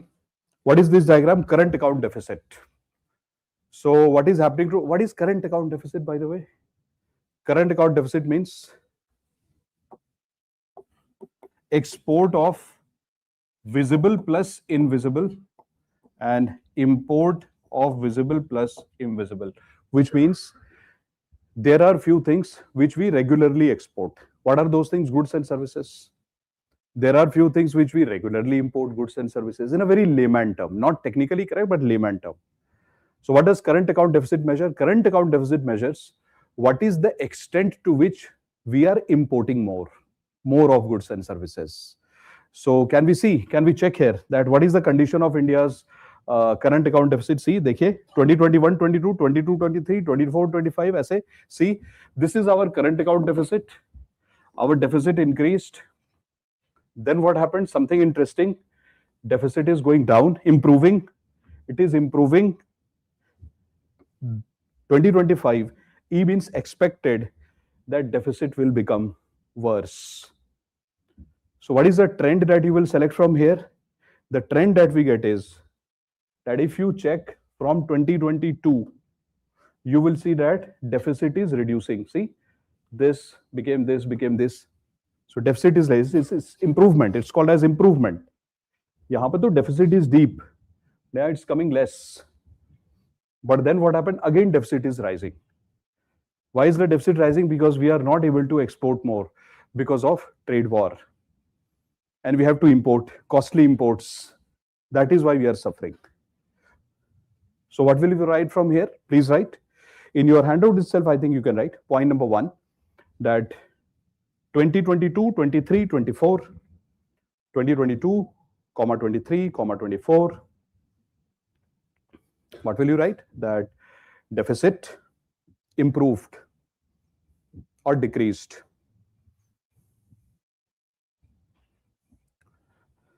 Next point, 25, 26. It is expected that deficit,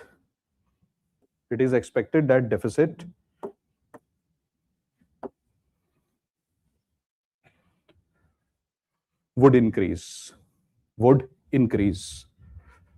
So can we solve 1 or 2 MCQs? Let us check. So guys, please come to question number 10.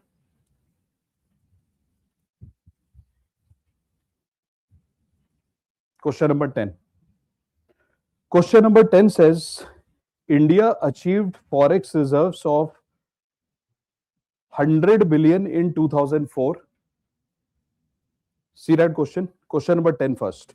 India achieved, read the question carefully, bacho. India achieved forex reserve of $100 billion in 2004. Every successive $100 billion increase took less number of years after that. Conceptual or factual? It is pure factual, and it is about forex reserves. Unless you know the data of forex reserves, you won't be able to answer this question. These are the type of questions which are asked in UPSC Prelims. It looks very easy. It's not easy because it requires precise knowledge. They are not asking definition. Let's read the second part. Second part says, India has world's highest import cover in terms of forex reserve. Again, factual. It is pure factual. And the third option says, in 2025, gold had the highest contribution in India's forex reserves. Factual. Which means that somebody needs to tell us this data. I'm going to show you this data. And then you please answer this question. It will be there in front of you. Just see the data and please answer the question.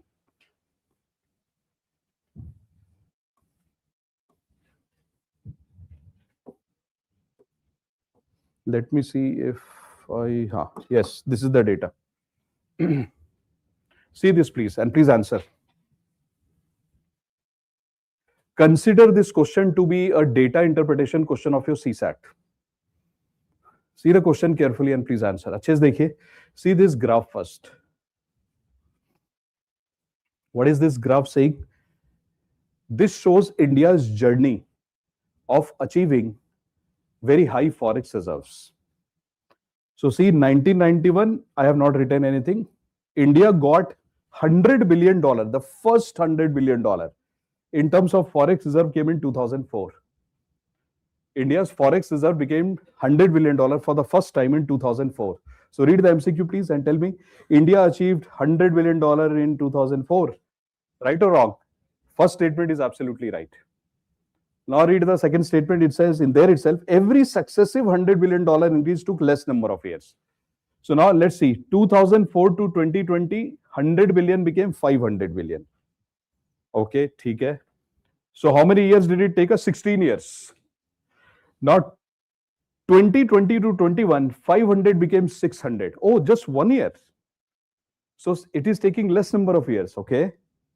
Now 21 to 22, 21 to 25, it became 700. Acha, okay. So 600 became 700. 1, 2, 3, 4 years. So from 2004 to 2020, India jumped from 100 to 500. From 2020 to 21, 1 year only, we jumped $100 billion in 1 year. But then 21 to 25, 4 years, it took us for $100 billion. So yahan pe to in 1 year only we jumped, but here it took us 4 years. So 500 became 600 in 1 year, but 600 became 700 in 4 years. So the statement is wrong. Because it says every time India is jumping $100, it is taking less number of years. No, here though it took us 1 year only, but here it is taking us 4 years. So this statement is wrong. So see the statement. So it says every successive, no, it is not correct. It is wrong. But why did I create it into MCQ? So that you should know this trend. That every time India is getting $100 billion, the number of years required is different. Sometimes 1 year, sometimes 4 years, sometimes 6 years. It is not fixed. So we cannot answer this question. Which means that we cannot say how many years India is taking. It is variable. So first statement ka first part is right, second part is wrong. So overall it is wrong. You see how questions are created. First part is right, second part is wrong. Now second question, India has world's highest import cover. What is the meaning of import cover? Import cover means that for how many months can Reserve Bank of India finance India's import? So currently our import cover is roughly around 11 months. So if Government of India calls RBI and says, can you help me to import? RBI can help us to import continuously for 11 months. So answer of the second part is India does not have world's highest import cover, but currently import cover is healthy, which is 10 to 11 months. So second statement is also wrong. Second is wrong. So third statement, in 2025, gold had the highest contribution. See, this is the contribution. This is India's forex reserves ka contribution. So in our total forex reserve, what is the contribution of foreign currency assets? It keeps changing. So normally, what is the contribution of foreign currency assets? Around 85 to 88%. What is the contribution of gold? Around 8%, SDR 3%, RTP 1%. This is the contribution in our forex reserve of the components. So what is the last statement saying? In gold has the highest contribution in India's total FX. Gold has the highest contribution? No. Which has the highest contribution? The foreign currency asset has the highest contribution, which means last statement is also wrong. But so there is always this question, no, you are always told that don't focus too much on data, fact, etc., which is so incorrect because there are few things which only data can help us to answer. In this question, what concept will you answer? This is pure data question, pure factual question. And these type of questions are asked in UPSC. So the answer of this question, question number 10 is 1, 2, 3, all of them are wrong. All of them are. The only correct part in the options is the first part which says India achieved FX of $100 billion in 2004. That is the only correct part. Remaining every part is wrong. So this is how you answer that question. Acha, question number 11. Can we answer question number 11 today? No, we cannot. I gave this question just to inform you that when we get the new economic survey and budget, the first thing that we will prepare from that survey and budget is which are the countries where India exports a lot, which are the countries from where India imports a lot. So top 5 export destinations of India and top 5 contributors of India's import. That is question number 11. Ab dekho, India's export destination, India's import sources. This we cannot answer today because I told you that I will give you some experience of current affairs. So I thought I'll share this with you, that these are the questions also which we have to prepare for the prelims. Okay, so this type of questions must be done. So when the new economic survey and the budget is released in the month of February, you should fill this table. And that table becomes your answer for prelims. Now, question number 12, please answer. This though you can answer. Please answer it. You have 10 seconds to answer because this is simple. You already wrote it. Consider the following statements regarding India's current account deficit. India's current account deficit has declined continuously between 2022 and 24. We wrote something. Yeah, what did we write? Yes, it declined. In 25, it is increasing. So, second point says India's current account deficit has increased. Nahin. First is right, second is wrong. We wrote it in our handout if you check. First is right, second is wrong. Third, India's current account deficit in 25-26 is expected. We don't know, it is expected because data says it is expected. So, correct. 1 and 3 are correct. Question number 13. This you should be able to answer right now only. Please try. To my online kids, guys, please try. Question number 13. Consider the following statements regarding the value of rupee compared to dollar.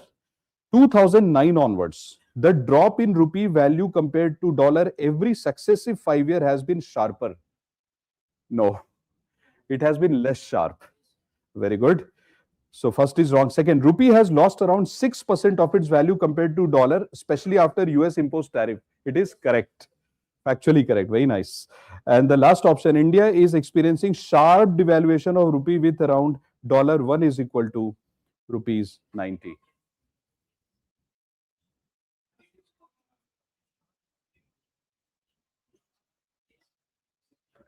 Is India experiencing devaluation or depreciation?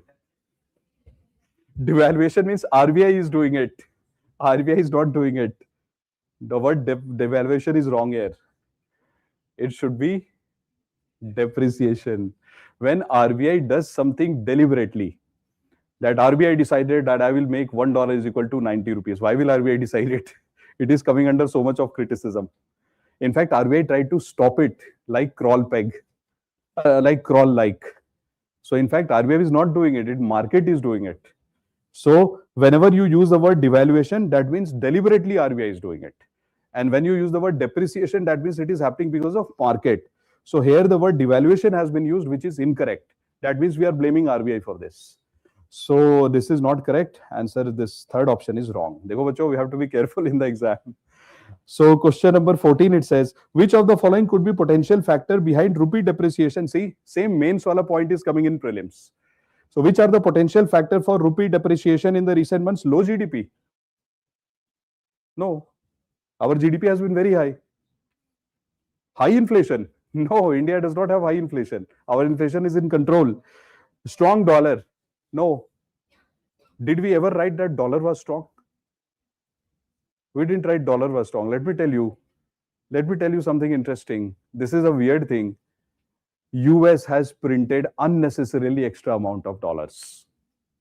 And when a country prints huge amount of currency, its value doesn't increase, its value goes down. So we cannot say that it is saying strong dollar. No. When you say dollar is strong, that means dollar is strong compared to everyone. No, that is not true. Our rupee is weak. Dollar is not strong. So for example, suppose bacho, you appeared in an exam and you got 33% marks, passing marks. I also appeared in the same exam and I got 32%. So now you will celebrate and you will tell everyone, hey, see, I got more marks than him. You didn't get more marks. I got low marks, right? Your marks is equally bad, but I flunked. Doesn't mean you did well. So dollar's value also went down because a lot of dollar was printed. Rupee value also went down, but rupee went down much more. This happened. So see, dollar gone down, rupee gone down, but rupee went down more. This is what happened. So your answer should be here that all the three are wrong. The dollar did not become strong. Dollar also became weak. Relative to rupee dollar, we can say something. But here in the statement, if you see carefully, it says strong dollar. It doesn't say strong dollar compared to rupee. It is not saying that. It's saying strong dollar. No, dollar is not strong. So this is all the three are factually wrong. Question number 15, last question. But you cannot answer last question like that. For that, I'll tell you in 5 minutes what happened. So I got one picture for you. This picture. देखिए इसको, see carefully. What is mentioned in this book, as I was telling you, that in this book they have mentioned something. What have they mentioned in this book? See this, please. So the theory of the book says Netherlands. If you look at Netherlands and look at North Sea, what happened in 1960s? Netherlands found a huge deposit of oil and gas.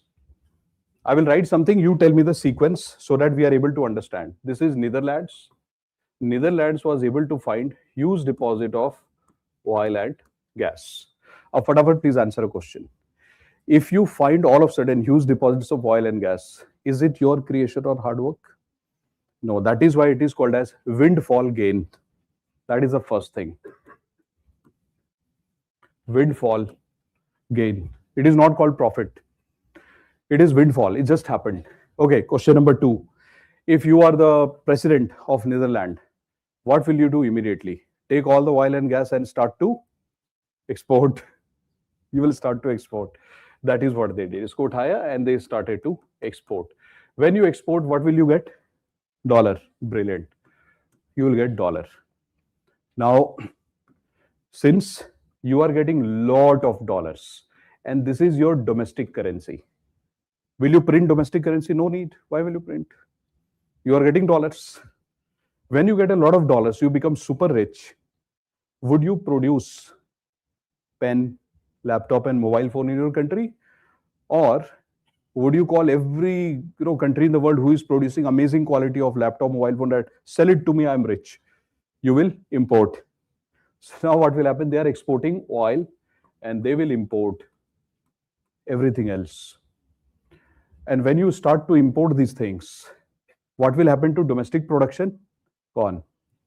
Who will produce domestically? Nobody. Because everybody will say, what's the point? Because we can easily get it from outside. So now when you import a lot, there are people who are working in laptop industry in Netherlands, for example, or manufacturing, textile. So will they produce textile? No.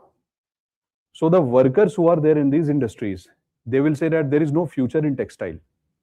There is no future in automobile because they are all buying it from China, US, Japan. So what will happen to the people who are manufacturing textile and automobile? They will also shift in the oil business. Yahan se they will go there. Everybody will go here. Why? This is the richest sector where wages are also very good. And what will happen to the other sectors? Textile, automobile, wages will come down. Why? Because there is no factory, nobody wants it. So there is no one. So over a period of time, what will happen? Because you find oil and gas, this sector booms and the manufacturing goes down. Everything else goes down. So if you go to Netherlands, after they discover oil, what will you find? Before they discovered oil, manufacturing was doing well. After they discovered oil, it looks as if the oil is a curse for manufacturing. And it looks as if because of oil, manufacturing sector is diseased because its health goes down. This is called Dutch disease.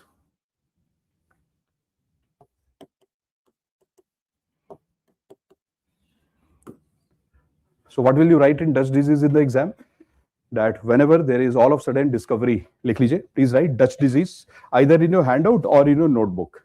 I think it will be a 4 or 5 line dictation and then you can wrap up. So please write, when a country discovers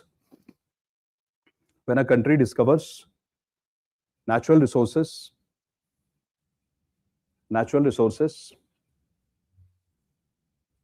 like oil,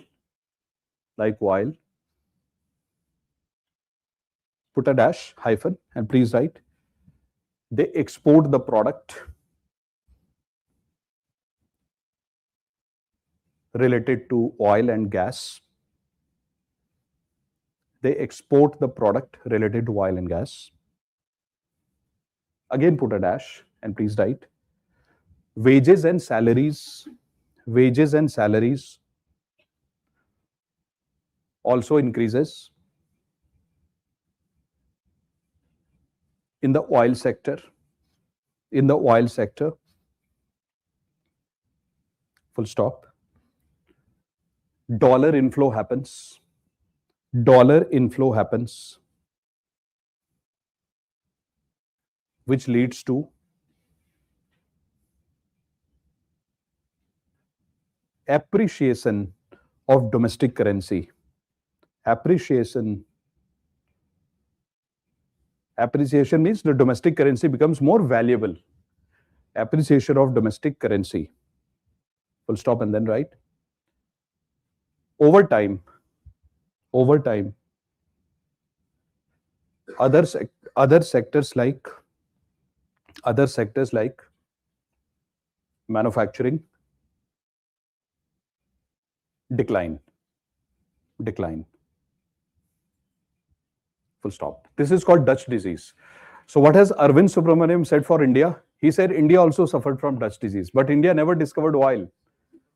So he's saying something really interesting. For India, what you need to do, replace all these things with two terms. You replace the word oil and gas with services plus government jobs. So now let us see what happened for India. So let us use this analogy for India. So now what happened is India developed a lot of services. And if you look at the 5-year plans of India, you will see that India developed a lot of public sector enterprises, the government companies. So two things were happening in India. One, we were developing services. And over a period of time, the government jobs looked really very stable. And they used to provide a lot of pensions. The salaries were also very stable. So because of the stability factor and the salary being stable, the pensions being provided, and the service sector booming, two things happened in India. Service boomed, government jobs became lucrative. So what happened is, anybody who was trying to create manufacturing in India, they said, why to create manufacturing? Let's open a service sector. Let's open call center, BPOs, and service industry. And then what happened over a period of time, when everybody wants to open service sector, there will be a requirement of workers. So the workers who are working in manufacturing, even small companies, they started to be attracted towards services. So what happened? The salary in the service increased because service is booming. India's service industry is doing well. So workers are moving to service. New companies are coming and they are offering high salary to workers in service. So bacho, I am opening a manufacturing company. You are opening service. Who will get the workers? You will get the workers because you are offering better wages. And who will get the workers? Government jobs will get the workers. Manufacturer will never get the workers because the workers will say that if I go to manufacturer, he will not be able to offer salary and he is not government. So why should we go to him? He will never give us pensions. Private sector cannot give pension. So a worker will not be attracted to me because neither I am service nor I am government. So what will happen to me over a period of time? Down. So because service sector became so strong in India and government jobs became so lucrative, the manufacturing sector went down. And this looks like a Dutch disease. So what does Dutch disease tell you?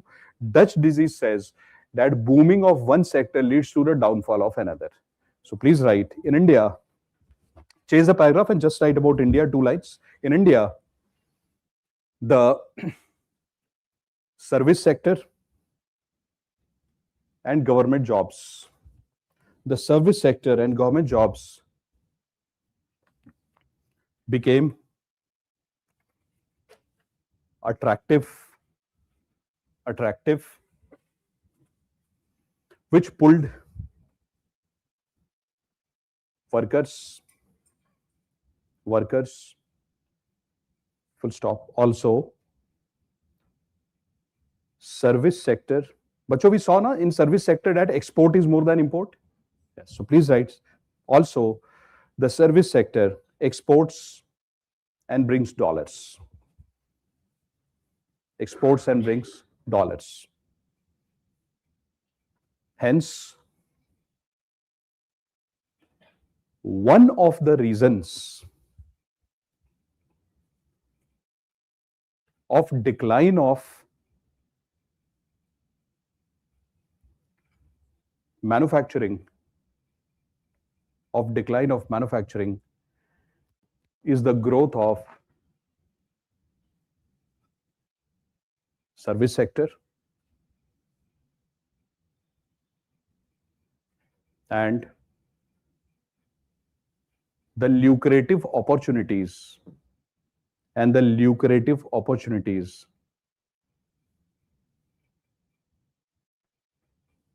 in government jobs. In government jobs. So basically, bacho, there is Arvind Subramaniam sir is saying that exactly it is not Dutch disease, but he's saying phenomenon is very similar. How long it will last, that we cannot say, but he says looks like a Dutch disease kind of phenomenon. So guys, can we answer that question? Last question. Bataiye, what is the answer? All are correct. Because question says, consider the following statements regarding countries experiencing Dutch disease. What is the first option? The first option is that the country experiences windfall gains, which is absolutely correct. Windfall gain to hota hi hai, and pushes export. So first option is correct. Second option says domestic currency would appreciate due to dollar inflow. Yes, when more dollar comes, rupee is less, dollar is more, so rupee value will appreciate. And the last part says import becomes relatively cheaper. It is correct. Because what happens is whenever the domestic currency appreciates, import becomes cheaper and export becomes costly. So all the three options are correct. This is your Dutch disease phenomenon. So bacho, yeah. Which one? This one. How? Because this one is related to that part. No, Forex Reserve Trend 2004. Likh lo, you can write it.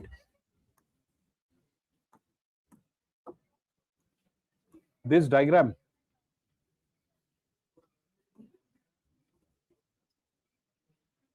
This diagram. So bacho, if you wish, you can write this. These figures you can write. 2004 ka you can write, for example, 2004 $100 billion. Page number 3. Page number 3, you can note this down. If you wish, you can note this down. Page number 3, 2004, you can write $100 billion. 2020, you can write 500 billion. 2021, we can write 600 billion. And 2025, we can write 700. And this is the composition, which you already wrote, I think.